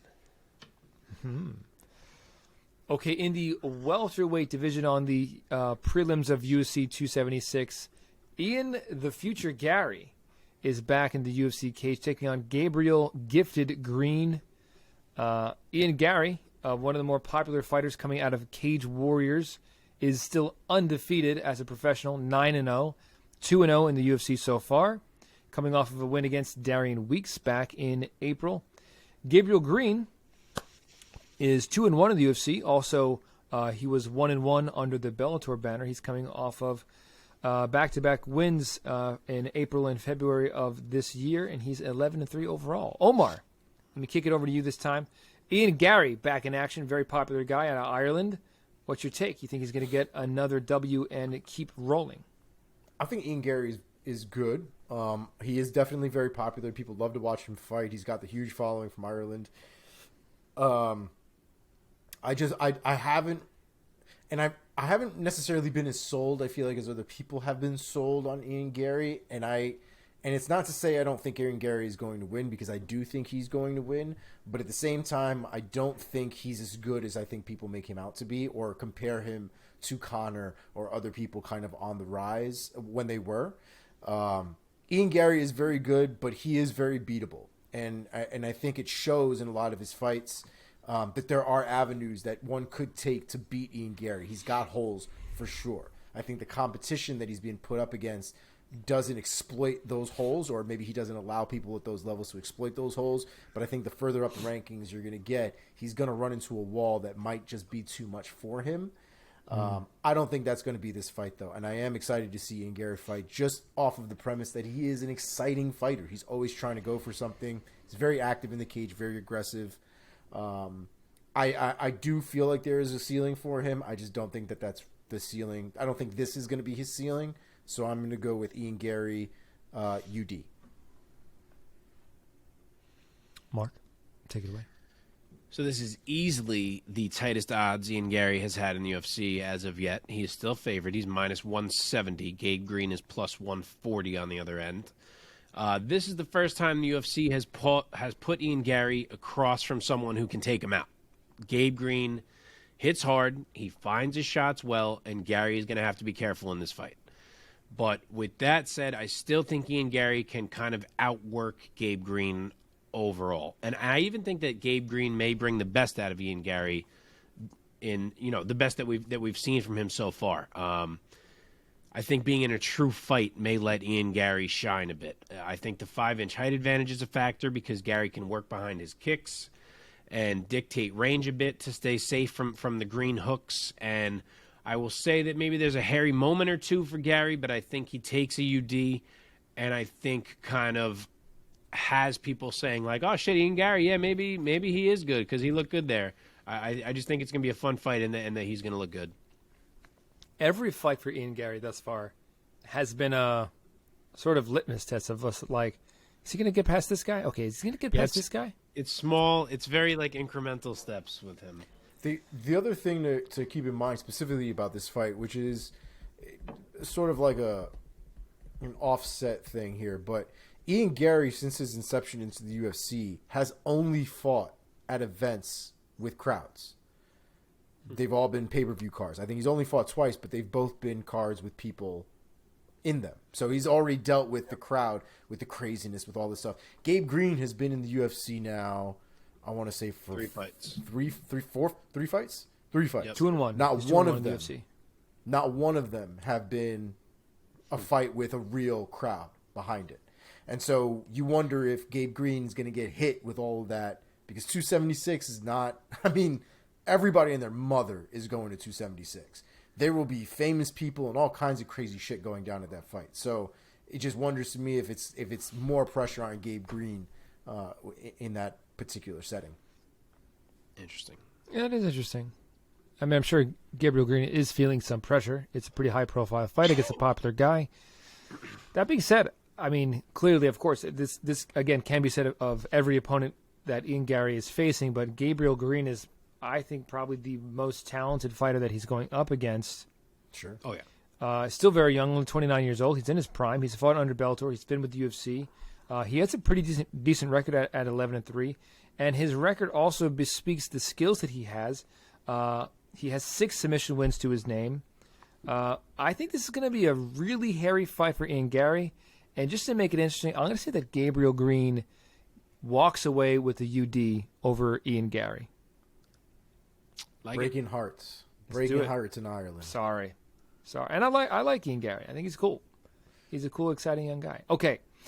In the welterweight division, Jim Miller steps in to face Donald Cerrone. I don't need to cue this one up. What's that? Other way around. Cerrone steps in to face Jim Miller. Yeah, that's what I meant to say. Cerrone was a late replacement. I'm not going to cue this one up. Anybody who's listening, neither of these guys need any kind of introduction. Mark, let me throw it over to you first. What's your take on Miller versus Cowboy? All right. Cowboy's the dog here. He's plus 175. Jim Miller is minus 220. This is not the same thing as the Cowboy versus Lozon fight. Jim Miller is still active. Jim Miller still looks good. He is not nearly as washed looking as Donald Cerrone has looked as of late. Granted, the first time these guys fought, Donald Cerrone smoked Jim Miller, which is what kills me in having to pick Cowboy fights these days because there's so many images of prime Cowboy that come through my head knowing what he would have done to these guys in his prime, and now it's like, yeah, but we're not in the prime. But you know what? This is at 170, and I think that's going to be my out because I need to pick Cowboy. I just need to. And if it was at 155, I don't think I would have been able to get myself to do it. But at 170, I think there's going to be more of a size advantage for Cowboy. Jim Miller is certainly not a 170-pounder. Cowboy won't be as drained. Maybe that lets Cowboy get out of round 1 from any early blitz that happens where he's his typical cold self. And from there, I think maybe we could settle into a bit of a war, and I will say Cowboy takes it 29-28 on the cards. But to be clear, this is a bit of a fan pick here. So don't go betting with me. Omar? Yeah, this one's going to hurt my soul. So I'm going to go with Jim Miller on this one. I think at this point, Jim Miller is just a little too durable for Donald Cerrone. I think Donald Cerrone has been hit and hurt quite a bit at this point, and has shown vulnerabilities at this point with shots. Right, like there was a certain point where you could hit Donald Cerrone quite a few times and he'd still be coming forward. Right, that doesn't happen as much anymore. And Jim Miller is still a difficult guy to actually put out. So I think just based off of durability alone, how similar. Not necessarily their styles are, but the way that they fight is. They're both ready to go to the ground at any time. They're both ready to stand and bang at any time, and I think they both kind of line up quite well against each other. So just based off of the durability alone as sort of the X factor, I'm going to go with Jim Miller. I will do it by KO round 3. What a tough fight to pick, really, in terms of their actual skills and attributes. I'm going to go with Donald Cowboy Cerrone here. Just looking at his record, this is a fan pick as well. It's a fan pick. I'm just like, come on, Cowboy, you got to get a win. You got to go out into the sunset on a victory. Jim Miller is a super active and scrappy fighter, but I think he's not enough of a pressure fighter to really give Cowboy a problem on the feet, which in the past has really been the kind of fighter that Cowboy runs into issues with, like a Nate Diaz. Just that's one that comes to mind. I think Miller's the kind of guy who's scrappy and very bouncy on his feet, but he's gonna find himself suddenly in range with Cowboy, and that's where Cowboy goes to work. I'm gonna say Cowboy gets it done by let's say decision. Let's say UD. I think he's gonna have Jim Miller in trouble in a few spots in this fight, but to Omar's point, I think Miller's a pretty durable guy. So we'll say it's going to go to the bell. We're going to see Cowboy walk away with the win. Fights like this make you realize how much you love certain guys because, like, Jim Miller is the man, and I'm over here like, fuck Jim Miller. Dude, I used to use Donald Cerrone exclusively in one of the video games way back when. So when I tell you that this is a painful pick, trust that this is a very painful pick. Yeah, man. If it was a lightweight, I would have been with you. I used the 170 as my out. I talked myself into it. Mm-hmm. Mm-hmm. Interestingly, too, on the Wikipedia page for 276, this fight is not on the fight card. But it is on SureDog. Yeah. Yeah. I mean, it's on UFC.com. It's everywhere. Yeah. It happened. It literally happened, I think, a day or two ago. So it hadn't been too long since it changed. Okay, let's keep going. It is getting spicy, gentlemen. The featured bout on the prelims for 276. Going down in the lightweight division, Brad Riddell taking on Jalen Turner. This is a great fight. Okay, Brad Riddell is pretty young as a pro. I mean, he's 30 years old, but his record is 10-2. He's coming off of that loss at the hands and feet of Rafael Fiziev by spinning wheel kick that ended in devastating fashion. But before that, he was on a 7-fight win streak. He's now 4-1 in the UFC overall. And now he's meeting Jalen Turner, Jalen the Tarantula Turner, who is bringing in a 4-fight win streak into the octagon. Turner 12-5 overall as a pro, 9 knockouts, 3 submissions, no decisions. So this is going to be a banger. Omar, let me throw it over to you first. What's your assessment of Riddell versus Turner? And give us a pick. This fight is so hard to pick, man. Brad Riddell is a bad man, and that fight with Fiziev was fantastic. But I really like Jalen Turner. I'm a huge Jalen Turner fan. I have been since he stepped in the octagon. I think he's just gotten a little bit crisper over these last couple of years. He's had a couple of losses on his rise up, but he's been pretty consistent now since 2020. And not only consistent, but devastating as per usual, right? So it just seems like he's tweaking the things that need to be tweaked and keeping the things that have made him successful through his UFC run. And I think that kind of adaptation and evolution in a fighter's game is significant. So I'm going to go with Jalen Turner. I'm going to go with...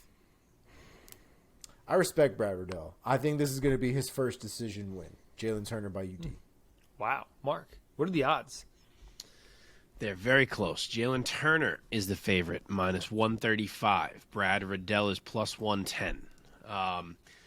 Until these guys' last fights, I would have confidently taken Brad Riddell. Like, despite the size disadvantage, I thought Jalen Turner didn't quite have that dog in him. And I thought Brad Riddell was too hard to stop. But then we saw Jalen Turner put that dog take to bed against Jamie Malarkey. And we saw Brad Riddell get finished by Rafael Fiziev.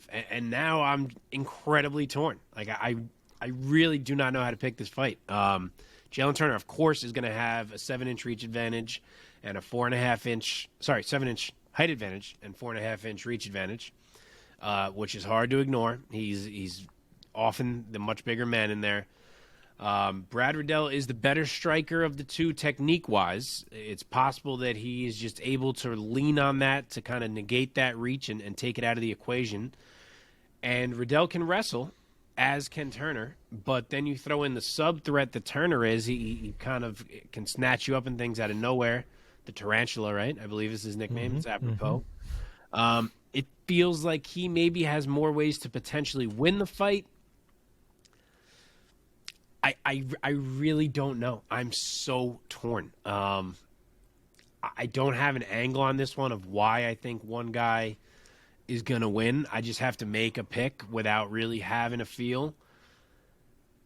I will say that Brad Riddell is tough enough and crafty enough to eke out a 29-28 decision, but it is possible that Jalen Turner has arrived more than I realize in terms of his craft, and that I'm going to be one fight late on realizing that. But I will say Riddell decision. Oh, I think that the attributes of Turner are going to be too much, as well as the firepower of Turner. And I think he's going to put Brad Riddell away. I'm going to go second round TKO for Jalen Turner. Wow, nice. I mean, he's a giant. At 155 pounds, he's a giant. He's 6'3". Yep, he is. He's a big man. And Brad Riddell's To only be fair, 5'8". Brad Riddell, though, trains with very tall men. He does. Trains with Hooker every day. Israel Adesanya, so it's true. You know what I mean? Yeah, it's not a look he wouldn't be used to. It's very possible. That's a close fight, man. Regardless of who you take, this is a close-ass fight. Now I have an angle. That's why I'm taking Brad Riddell, of course. Because he trains with Izzy. All right. In the bantamweight division. Oh, we're now going up into, The main card. Right? Yeah. Are we? Into the main card of UFC 276. Starting things off in the bantamweight division with Pedro Munoz taking on Sean O'Malley. Huge test for Sean. We have Pedro Munoz, though, coming off of back-to-back losses against Jose Aldo and Dominic Cruz. Pedro Munoz is 19-7 with 1 no contest, with 5 knockouts and 8 submissions on his record. He has never been knocked out. He has never been submitted. All 7 losses are by decision. Sean O'Malley, the Montanan, 15-1 as a pro, although he would tell you that he's 16-0. He is coming off of 3 consecutive victories in the UFC over Thomas Almeida, Chris Moutinho, and Raulian Paiva. So without a doubt, this is the biggest fight of his career and the toughest opponent. Omar, let me send it over to you first. Excuse me. Sean O'Malley, 15 wins, 11 knockouts. Omar, what is your assessment of this test for Sean O'Malley? It's exactly what it is. Sean O'Malley has solidified himself at this point as being a guy that is flashy, accurate, and effective inside of the octagon. But he's been doing it against people. Frankly, when you kind of see some of the fights, they just don't look like they should be there with him, right? As tough as Chris Moutinho is, that fight was a ridiculous mismatch. I understand the circumstances and all that other stuff, but at the end of the day, that was a stupid mismatch. I think the one name on his record at this point that holds a little bit of weight within the current realm that we live in is Thomas Almeida.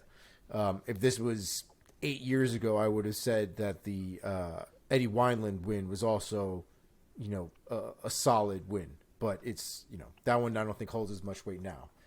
With all that being said, Sean O'Malley styles on people, and that's kind of his thing. My question is, will Pedro Munoz allow that to happen? Pedro Munoz is a very competent fighter, a very tight fighter. He doesn't allow a lot of bullshit to go on in that octagon. He has had a couple of losses, but if you look at the people that he's lost to, he's losing to the best of the best, right? The Aljamains, the Frankies, the Aldos, guys who are true and tested, guys who have had accolades attached to their names, guys who are essentially living legends at this point. This is a huge test for Sean O'Malley, and I decided to board the Sean O'Malley train quite some time ago, so that is what it is. This is very possibly going to be the one that, derails the train for a little bit, but I will be riding this Sean O'Malley train, and I do think that it is possible to put away Pedro Munoz. Based on recent performances, I'm going to go with UD. I think his volume will show more than his power will show, but I will be taking Sean O'Malley by unanimous decision, and I think he does style on Munoz a little bit. Pedro Munoz's last 5 losses going back to 2018. Dominic Cruz, Jose Aldo, Frankie Edgar, Aljamain Sterling, and John Dodson all lost to them by decision. So he's never been 4 finished. of them are champs. Former champs. Exactly. So, Mark, the floor is yours. What is your assessment of this test for Sean O'Malley? So we got O'Malley in there as an almost 3-1 favorite, minus 290. Munoz is plus 230. Maybe a little bit of a hype job, but obviously we expected O'Malley to be favored there. But yeah, it's make or break time for the man who became a star before he even sniffed a ranking. There's a lot of pressure on O'Malley here. Like, this is it now. He's on a pay-per-view card. He's fighting Pedro Munoz. a lot of pressure on him to prove that he is what he says he is. And thankfully for him, he's going to have a 5-inch height and 7-inch reach advantage. And what that means is that Pedro Munoz is going to have to eat shots because Pedro Munoz is not terribly hard to hit. He's very good, but he's never been terribly hard to hit. Sorry, I can't shake this cough. Sorry, I've been coughing all episode to the people listening to this. But, yeah, so he will be eating shots from Sean O'Malley. But we know also that Sean O'Malley doesn't exactly have the strongest legs in the game. We've seen it a couple times now. And Pedro Munoz is going to be ripping the ever-loving shit out of Sean O'Malley's legs, particularly his calves. And that's a red flag. There are avenues for Pedro Munoz to win this fight. And let's hope Sean O'Malley's legs can stand up to whatever is getting thrown at them. Assuming they do, I didn't love the way Pedro Munoz looked against Dominic Cruz. He seemed like he was a little bit on cruise control to me. It was the first time I really got that vibe. I'm sure maybe it was the movement of Cruz that was giving him trouble, but I think O'Malley has his own tricky movement and really tricky feints himself that could kind of put Munoz back in that mode of like not throwing things because he's trying to figure out what's happening in front of him, which is what Cruz did to him. And I think that 7-inch reach is going to be a factor, even to maybe catch Munoz on the chin while Munoz is throwing those calf kicks because it's such a reach advantage. I don't think I'm going to be throwing O'Malley in any parlays or anything just because I truly am concerned about the calf kicks. But I am definitely picking him, and I'm going to say he really gets a big breakthrough moment here and knocks out Pedro Munoz in round 2. Oh. Dude, if he first of all, if he does that, first of all, it's all aboard. It's all aboard. Yeah. First of all, how dare you? Second of all, Pedro Munoz has never been knocked out. He's never been finished. I know. How dare you? How dare you? This is a tough fight to pick, man. This is a tough fight to pick. There is that durability of Munoz. And Mark, you're right. Munoz has great low kicks. Oh, some of the best. But O'Malley has always impressed me with his speed and his hand speed. I want to say that that's going to be the difference in this fight. I'm really tempted to pick Munoz in the upset. But I'll stay with O'Malley for now. I'll say O'Malley by decision. You're gonna stay with him for now. You might change it by the end of the episode. I don't know. I'll stay with him. We'll see at the weigh-ins. I don't know. No, I'll go with O'Malley by decision. It's probably a terrible pick. I was really tempted to take Munoz with the upset. That's my pick. That's what we'll do. I was curious if any of us would, but nobody did. I'm very interested to see how effective O'Malley is going to be with his spinning back kick because one of the nicest tools that kid has is that spinning back kick right to the liver. That will mess it doesn't matter who you are. If you get hit with that cleanly, you're going down. So it'll be interesting to see how effective he is with that kick. Yeah, man. Okay, marching up this card through the main card of UFC 276 in the welterweight division, Robbie Lawler takes on Brian Blue Collar Barberena. Is that his nickname? No. I got it. Coming off that his win against Matt Brown. Sorry. Is he a farmer? Do you know? He will be stepping off the farm and going onto a plane to go to Las Vegas to fight ruthless Robbie Lawler in what was supposed to be on the undercard, but got moved up to the main card here. Robbie Lawler coming off of that revenge victory against Nick Diaz back in September of last year. And Brian Barberena coming in this Saturday with back-to-back victories over Darian Weeks and Matt the Immortal Brown. Omar, let me throw it over to you first this time. What is your assessment of Brian Barberena taking on the legend, Robbie Lawler? And give us a pick. This seems like a fight that's tailor-made for Robbie Lawler. Robbie Lawler loves a man who is going in there to scrap, who is going in there to throw down, to move forward, to slug it out with him. He doesn't necessarily care for the guys who try to avoid doing that, whether that means takedowns or tons of lateral movement with no actual activity. Barberena is going to give him exactly the fight that he wants, for better or worse. I do think Lawler is still very durable, which is crazy to say after all this time. I think he's still very, very powerful when it comes to his shots. He is definitely somebody who can put somebody out at a moment's notice. Barberena, while I like him, I still think Robbie Lawler is better than him overall, and I will be picking Robbie Lawler. By third round TKO. I think there'll just be too much volume. I think it'll overwhelm Barberena in the end, and I think the referee will have to come in and stop it. Has Barberena been finished by strikes? Now you got me thinking twice. About that. Twice. He has? Oh, yeah, Luque, obviously. Oh, yeah, Randy Brown. I forgot about Randy Brown. Yep. All right, then. All right. Robbie Lawler, slight favorite, minus 125. Brian Barberena is even money, plus 100. There's no technique breakdown here. If you think that I would consider for a single second picking Brian Barberena to beat Robbie fucking Lawler, then you are sorely mistaken. I don't care what logic supports it. Prime Robbie Lawler would have broken Brian Barberena. And maybe this Robbie Lawler doesn't break him, but I am damn sure picking him to at least win a decision. To be honest, I still think Robbie Lawler looks okay. He stalked the hell out of Nick Diaz, old school Robbie style. He still hasn't lost to anyone who's not a top 10 level fighter, and Barberena certainly is not that. So this would easily be the worst loss of Lawler's run here if he is truly falling off in that manner. Maybe he's not the same knockout threat that he was, especially not against Barberena's head maybe, but I will roll with him to win a decision. 29-28, Robbie Lawler. And if you are not picking Robbie Lawler, then you hate fun. The only thing that gives me pause is the fact that Robbie Lawler is 40 years old. Yep. And Brian Barberena is 33. And he's also a tank. That being said, I had to think that skill for skill, Robbie Lawler is still better than Brian Barberena. Do I think he's going to knock him out or TKO him? I do not.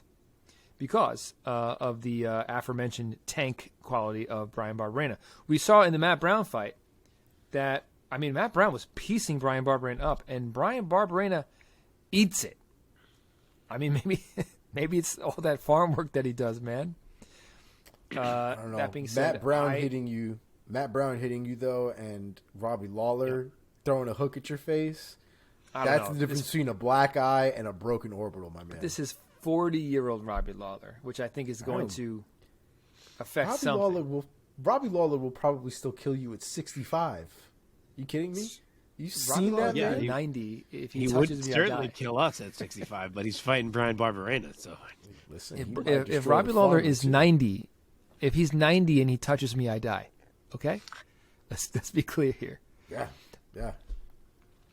I think Barberena makes this another kind of an awkward, weird fight, awkward to score, and I think that Robbie is going to walk away the winner by a split decision. Okay. Cool. Let's go on to a fight that I am so excited about. In the middleweight division, Sean Strickland takes on Alex Pereira. Strickland, no stranger to controversy. The always colorful Sean Tarzan Strickland, maybe the most odd nickname in MMA, in my opinion. He is riding a 6-fight win streak coming into this Saturday night's pay-per-view, most recently defeating Jack Hermanson. Alex Pereira, riding a 5-fight win streak coming into Saturday night, is 2-0 in the UFC, coming off of a UD over Bruno Silva, and before that a spectacular flying knee knockout over Andreas Michailidis. And guys, this is a very, very interesting fight. Pereira is 5-1 as a pro in MMA. Of course, before MMA, he was in kickboxing. Sean Strickland is 25-3 overall as a professional, 10 knockouts, 4 subs. He's never been submitted himself. He's only been knocked out once. Very interesting fight. Strickland as a middleweight is very durable, very tough guy, very tricky style on the feet. But Pereira is he has a world-class pedigree in kickboxing. So, Mark, let me throw it over you first this time. What is your assessment of Strickland welcoming Pereira to the upper echelon of middleweight? So, yeah, I love this fight. Great fight. As we said, on some episodes back, I did not expect Pereira to be in a fight this big this soon, but here we are. And it seems like the winner is probably going to get a title shot unless something odd happens in a different fight somewhere. The odds are wild because Strickland is not even favored here. Pereira is the favorite at -120, and Strickland is +100. So this man is getting a lot of respect. Obviously, newsflash for anyone who doesn't know, he knocked out Israel Adesanya in kickboxing. So, I'm breaking that news for the first time. But, a lot of respect coming Pereira's way. I believe he goes by Pereira. But in terms of the fight, I don't know. I don't know. I already had one of these with Riddell and Turner. I'm about to have another one on the next fight we're getting to. I don't know. There's such good fights on this freaking card. Pereira is going to have 3 inches in height and 4 inches in reach, which is obviously a factor for a dude who's a striker. But Sean Strickland can grapple. As much as he's known as a striker, Sean Strickland is fully capable of bringing this thing to the mat and negating that reach advantage and the kickboxing skills of Pereira. I'm also curious to see what Pereira's cardio looks like if this thing goes late, especially with the pace that Sean Strickland keeps. Yep. There's a lot of variables in this fight, but to break it down as simply as I can, I kind of feel like this is going to depend on how Sean Strickland chooses to fight. If he is going to stand there and exchange, I think Pereira will eventually get the better of him. He's too skilled there. He throws with such accuracy, and there's so much power even in like his small little shots. He just carries such natural power. It's wild. But if Strickland is going to wrestle first, strike second, I think he's going to tap Alex Pereira. Pereira is not exactly a blitz you and kill you kind of guy. So I think Sean is going to get to settle in, and I'm going to guess that he chooses to fight smart and ensure a title shot for himself and not fight in a way that he shouldn't be fighting. I'm going to say that he wrestles and that he ends this thing pretty quickly. I will say round 2, rear naked choke, Sean Strickland. And I know he doesn't have a submission win since 2014. And maybe I'm underrating the grappling of Alex Pereira, who regularly trains with Glover Teixeira, though maybe not lately because Glover probably can't move so well right now. And I know how bad the UFC is hoping Pereira wins this fight so they can set up him and Izzy, but I don't think I'm seeing it. Sean Strickland, round 2, rear naked choke. Wow, what a pick. Omar, take it away. I don't hate that pick. The reality is we don't really know what Alex Pereira's game is on the ground. He hasn't really been tested there since he came into the UFC. His first loss in MMA was a rear naked choke. So it's not like it's crazy to say that he's susceptible to being on the ground. With that being said, Sean Strickland is an absolute madman. I don't know how much logic goes into the decisions he makes inside of the cage. He genuinely seems like a guy who likes to get into firefights. It seems like he likes to be the guy on the firing end, kind of making people miss and being able to talk a lot of shit and this, that, and the other. There's a part of me that thinks that from an ego perspective, he would want to show up Alex Pereira and beat him at his own game, or at least try his best to do so. Very possible the moment he gets rocked, that plan goes out the window, and to your point, Mark, he probably goes for a takedown and tries to change up the game a little bit once he realizes he may not be able to stand with Pereira. But I may not have the same confidence in his fight IQ to that extent the way that Mark does. And it's not to say Strickland isn't a great fighter, but I do think that there is a little bit of alpha shit to him, and I don't know if it's going to allow him to possibly do what he needs to do to win the fight and take advantage and exploit the areas that Pereira has. And I think he definitely will strike with him longer than he should. I think he will open himself to a lot of damage where he probably doesn't need to. Whether that goes on for the entire fight or not, I guess that's really going to be the big question. But I think Pereira starts off hot early. I'm going to go with Pereira by decision. I think he can get 2 rounds out of there. Whew, that is a factor. I didn't even think of that. That it is a 3-round fight. Yeah. Man, there's a lot of angles to this fight. It's a super interesting fight to think about and to try to make a pick for. One thing that strikes me is the really a drastic difference in experience in MMA. I mean, Pereira obviously is very experienced as a kickboxer, but he's only logged 6 fights in a cage, whereas Sean Strickland is going into his 29th MMA fight as a pro this weekend. I think that I don't see Strickland grappling. I think Strickland is a crazy man, and he's going to be Sean Strickland cranked up to level 11 against a guy who's as talented and dangerous as Pereira. And I think Strickland's going to have to be. I think he's going to be screaming at him. He's going to be yelling at him in the ring, talking shit, walking him down with his hands kind of up and down, kind of doing that sort of almost like a modified Philly shell that he kind of does. Oh. Yeah. I think the experience is going to be the factor here, and I think Sean Strickland's going to walk away with a 3-round unanimous decision. He might find moments where if he gets stung, he might shoot for a double leg and get the fight to the ground and end a round with the final 2 minutes of a round, ground and pounding Alex Pereira. So I think Sean Strickland's going to walk away with the UD. That's the pick. I think if there's one area to be concerned about for Pereira, it's going to be the pace, like Mark said. Like there's a real possibility that, the only way you're going to stop Sean Strickland from coming forward is by hitting him. But I don't know how long Pereira is going to be able to do that consistently on the back foot, because that's primarily where I feel like that fight's going to end up being in the beginning of that first round. It's going to be a lot of counter ability or a lot of moments for counters for Pereira. I would assume, based on his experience, a lot of teeps, a lot of things to try to keep and manage distance. But at some point, like we all know, Sean Strickland's not going to stop coming forward.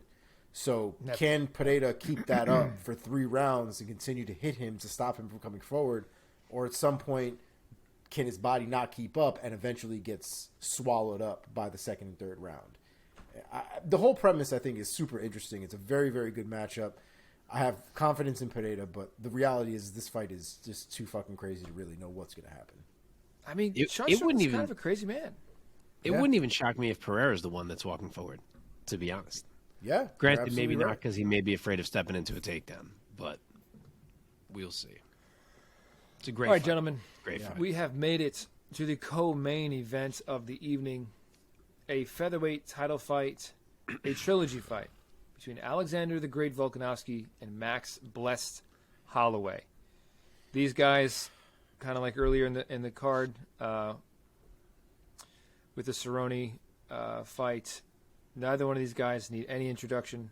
Volkanovski, 24-1 as a pro, from Australia, trains out of City Kickboxing, of course. Most recently defended his title against Chan Sung-jung, the Korean Zombie. Before that, he had that classic with Brian Ortega. Before that, he had back-to-back classics, really, both of them. This whole trilogy has been a classic with Max Holloway because it's so high level. And before that, he's fought and finished a number of legends. Max Holloway has an argument for the greatest featherweight of all time so far. Volkanovski's creeping up on him. They're both creeping up on Jose Aldo. Max Holloway, after losing those fights back-to-back to Volkanovski, he went on and won fights back-to-back against Calvin Kattar and Yair Rodriguez. He beat the brakes off of Yair Rodriguez. And Calvin Kattar set records for most strikes landed, most significant strikes landed. It was a sight to see, man. So the past 2 fights between Kattar and Rodriguez, Yair, Max Holloway is just, he's unconscious right now. So going into the trilogy fight makes it very, very interesting because both of those 2 fights were very close. Some people thought that Max should be the crown champ once again. So, Omar, let me send it over to you first this time.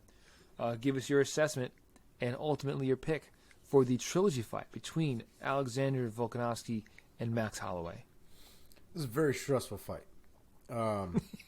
It's a very stressful fight. The only guys that Max Holloway has lost to at this point is Volkanovski twice and Conor McGregor and Dustin Poirier.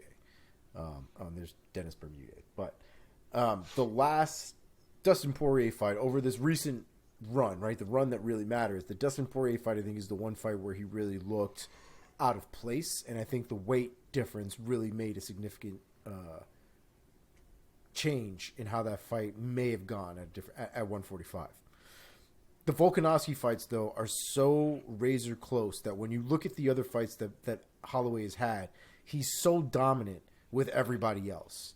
And it's just so razor close with Volkanovski that it's difficult to not realize how high level this fight is and how rare it is for us to have two guys at the very top of the division who are almost equally as good as one another is, right? Mm-hmm. The other two I can think of off the top of my head right now would be Usman and Colby. Very, very top of the pack. Probably only going to lose and lose to each other in that sense if they ever did get a 1-to-1 series going on or whatever the case is.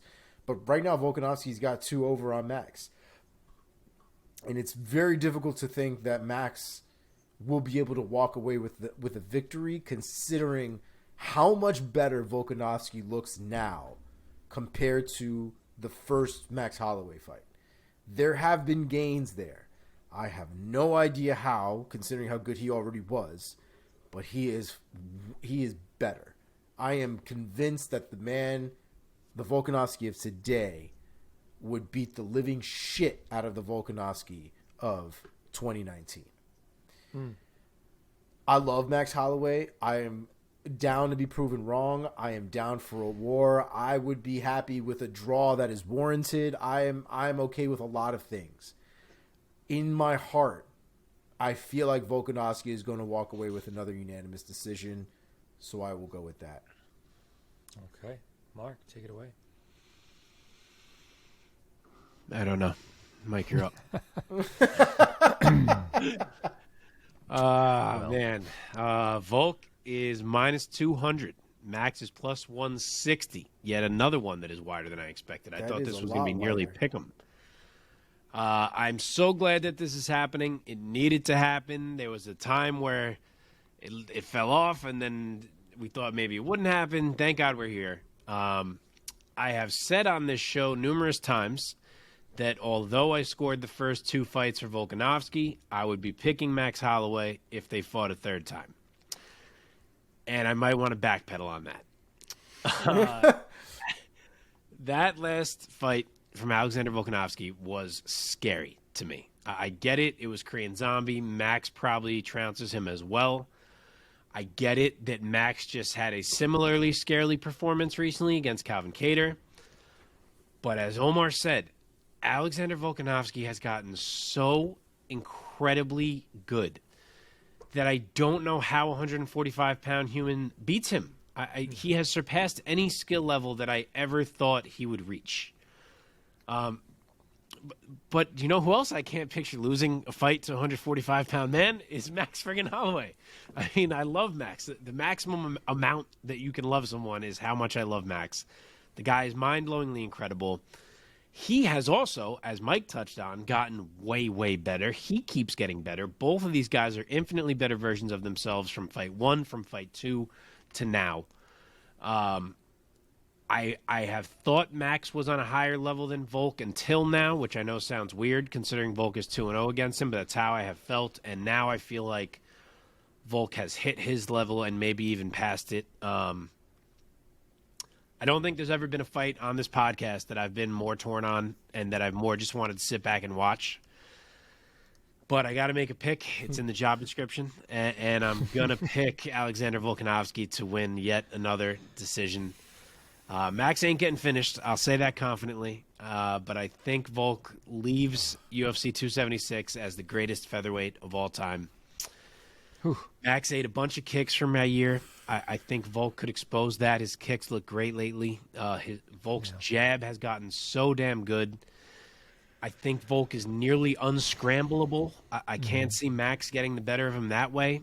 I could even see Volk shoot at times to keep Max off balance or make sure he takes rounds. And mainly, for whatever reason, through 2 fights, it seems like Max just has a harder time hitting Volk than he does anyone else. I don't know if it's something about the way they match up, about the size, if it's Volk's movement, but Max just doesn't seem to land the same as he does on everyone else. And I think he needs to hurt Volk to win. And, of course, he's Max Holloway. He can hurt anybody, but I don't think Volk is getting hurt by anyone right now. And I'm going to say he makes it 3-0. So I think that Max Holloway has found another level, and he is so ridiculously talented. Let me first say, clearly, these are the 2 best featherweights on the planet. Yeah. It feels weird that they don't both have belts. Yeah. That's how good they are. Can we just make another belt that says, like, you're also amazing, Max Holloway? Yes. As skilled and talented as Max Holloway is, which was clearly on display in his last 2 fights, in which he beat the shit out of his 2 opponents. Alexander Volkanovski fights perfectly. He does not make any mistakes. He fights so efficiently, so energetically, and by that I mean he's so dialed in. Can I pick a draw? But I don't know if it's going to end in a draw. I will also go Volkanovski by decision and be sad about it because I'm rooting for Max Holloway.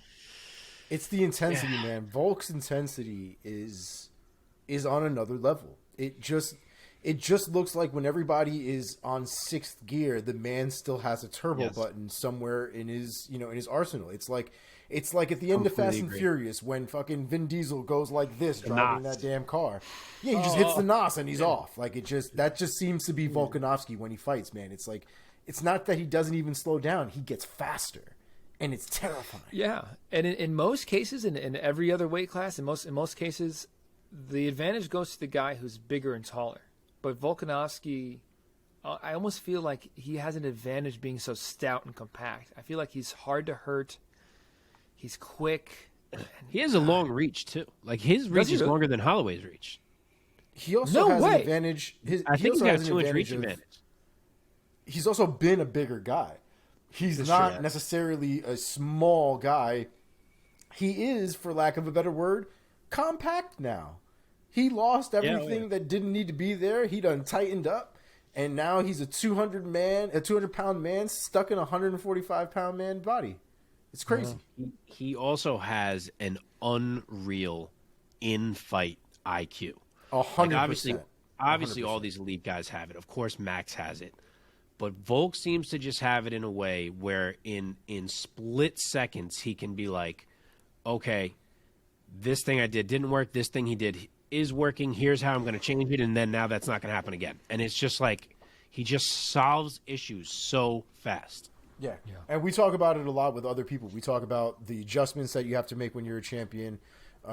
We talk about a lot of those moments, and I think Volkanovski is probably one of the best at it. His choices in the octagon seem borderline perfect.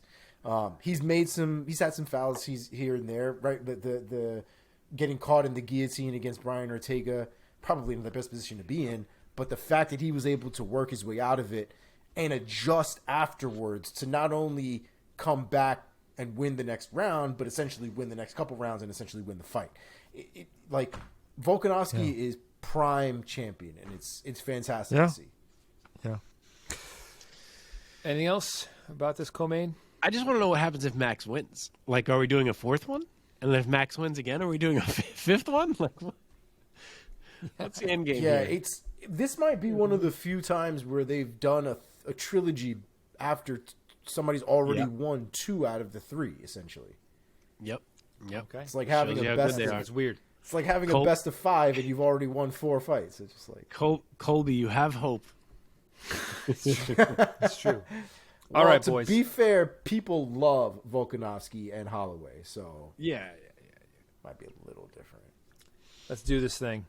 Main event time. UFC 276. Middleweight title fight. Israel, the last style bender. Adesanya takes on Jared. Is his nickname the Killer Gorilla? Yes, it is. The Killer Gorilla Cannonier. Adesanya 21-1 as a pro. That only loss as a pro is when he went up and challenged Jan Blachowicz for the UFC light heavyweight title back in March of last year.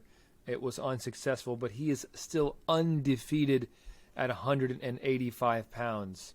22 victories, 15 of them knockouts or TKOs. He himself has never been knocked out in MMA, has never been submitted in MMA. Jared Cannonier, enter Jared Cannonier, has fought at heavyweight, light heavyweight, and now middleweight. One of the scariest looking physiques on the roster. He's 15-5 as a pro with 10 knockouts, 2 subs. He is coming off back-to-back wins over Kelvin Gastelum and most recently knocking out viciously with elbows Derek Brunson. Omar, I'm going to start with you this time. Adesanya, no man has beaten him who weighs 185 pounds. How much of a chance are you giving Jared Cannonier on Saturday night? He's definitely got a chance. I look at the fight with Robert Whittaker to get an idea of what we probably have to look forward to. And I say that because the way we've just been talking about Colby and Usman, and we've been talking about Volkanovski and Holloway, is very similar to how I feel about Israel Adesanya and Robert Whittaker. Robert Whittaker, I think, is probably arguably the second best middleweight right now. And that's because he's already lost 2 to Izzy pretty handily. When I look at that fight with Cannonier, there are a lot of avenues that would work in Adesanya's favor. Cannonier is hittable. He's just very durable. So I don't think he's going to go away by any stretch of the imagination. But I do think he's going to give Adesanya the canvas to really paint a flashy picture.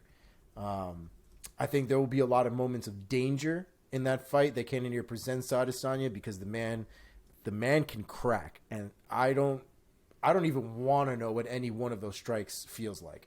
His leg kicks look like they hurt. His punches look like they hurt. His grappling looks like it hurts. Jared Cannonier looks like he sucks. Like, as far as that part concerns, like, everything just looks terrible from a feeling perspective when it comes to him. So I don't think Israel wants to get caught up in any of that nonsense, but I think he's skilled enough. His IQ is high enough. His range, I think, is going to be good enough to keep Jared off of him and do enough to win that fight and do it, again, in a stylistic way. I'm going to go with Israel by decision, but I wouldn't be surprised if somehow he catches him and wins by KO. Okay. Izzy is a large favorite. He is minus 420. Jared Cannonier is plus 330. So we've reached the main event. It feels a little anticlimactic because I think people are a lot more excited about the co-main. I think people are a lot more torn on the co-main. In terms of this one, I don't think many people are picking Jared Cannonier. He is absolutely deserving of this shot, to be clear. But I've just never been a Jared Cannonier guy, as you guys know. I'm also not thrilled with some of Izzy's recent performances, which I've said plenty of times on here. The second Vettori fight, the Jan fight, the second Whittaker fight, where he's kind of decided to do this spar in a fight thing. The and Romero I will say, fight. The Romero fight. Oh, yeah, that too. Well, that was maybe Yoel's fault, but either way, I guess, yeah, both their faults. Yeah. And I will say right now that if Izzy sits back and plays the spar game against Cannonier, he could absolutely lose this fight. It is far from impossible. But the way these two match up, I think we are going to be treated to vintage Izzy in this one. I think he's going to shine. I think he's going to put Cannonier away because Jared is going to try to walk him down. He's going to try to get inside and hurt him with something big. And against Izzy, that style is more or less asking to be countered. Ask Robert Whittaker from the first fight when he fought that way. I think Izzy lands something massive and puts him down. Izzy's got a 4-inch height and a 2.5-inch reach advantage. He is the more technical striker for sure, and I think he walks Cannonier into traps. I will say that he'll land a couple counters that hurt Cannonier at different times. Cannonier manages to shake him off. He keeps going. You start to think, oh, maybe it's going to be competitive. And then one more counter, man down, turn off the lights. Everyone go home. Israel Adesanya, round 3, knockout. I like that take, and I have a very similar one. I agree that stylistically, Stylebender is just going to. I think he's going to embarrass Cannonier, and I think he's going to style on him. It's a big word. I think just like against Robert Whittaker, I see Adesanya downloading in round 1, and then round 2, he's going to finish him with some kind of combination or counter strike, and we're going to see him put Jared Cannonier away. And still, that's it. That's all the picks. We did it. Every single fight for you guys. We did this. My nipples are hard. What a card. What a card. What time is it? Holy balls, it's late. Yeah. I don't have a trivia for this week because I figured this was going to be the longest episode ever. Love so we'll save it for next week. All that being said. Do we just leave? Do we just peace out? We can. Wait, hang on real quick. I want to show you guys something. Hang on. I'm so glad I got pants on today so I can get up without... Hang on. Is it a cat? He's going to show us a cat. No. So, I wanted to show you guys, my wife bought us these things for the fights coming up. Nice. Oh, it's dope. It's your name. Yeah, dude. So That's we're both going to end up going to the convention and then the fights in the shirts, which I'm very excited about. The best part, man. They don't have that nasty crypto shit on there. I was seriously concerned they were going to put that crypto logo on these things, but they didn't. So, great. Omar, I keep forgetting you're going to be there. The whole time we were talking about those fights, I forgot you were going to be there. It's so, still Omar super is going to be there reporting live from the ground for us. That's right. He's going to have interviews with all the main card It's fighters. a business trip. That's right. So stay tuned.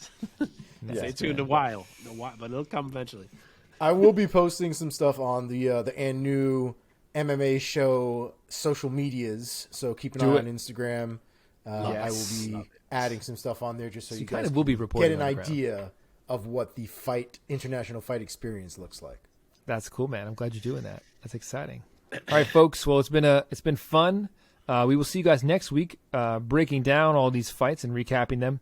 But enjoy the PFL and the UFC pay-per-view this weekend, and we will see you next week.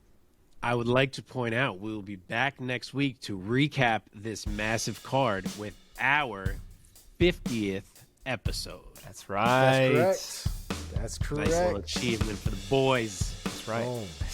Crazy. All right, All right, folks, enjoy the card. See you next week. Peace.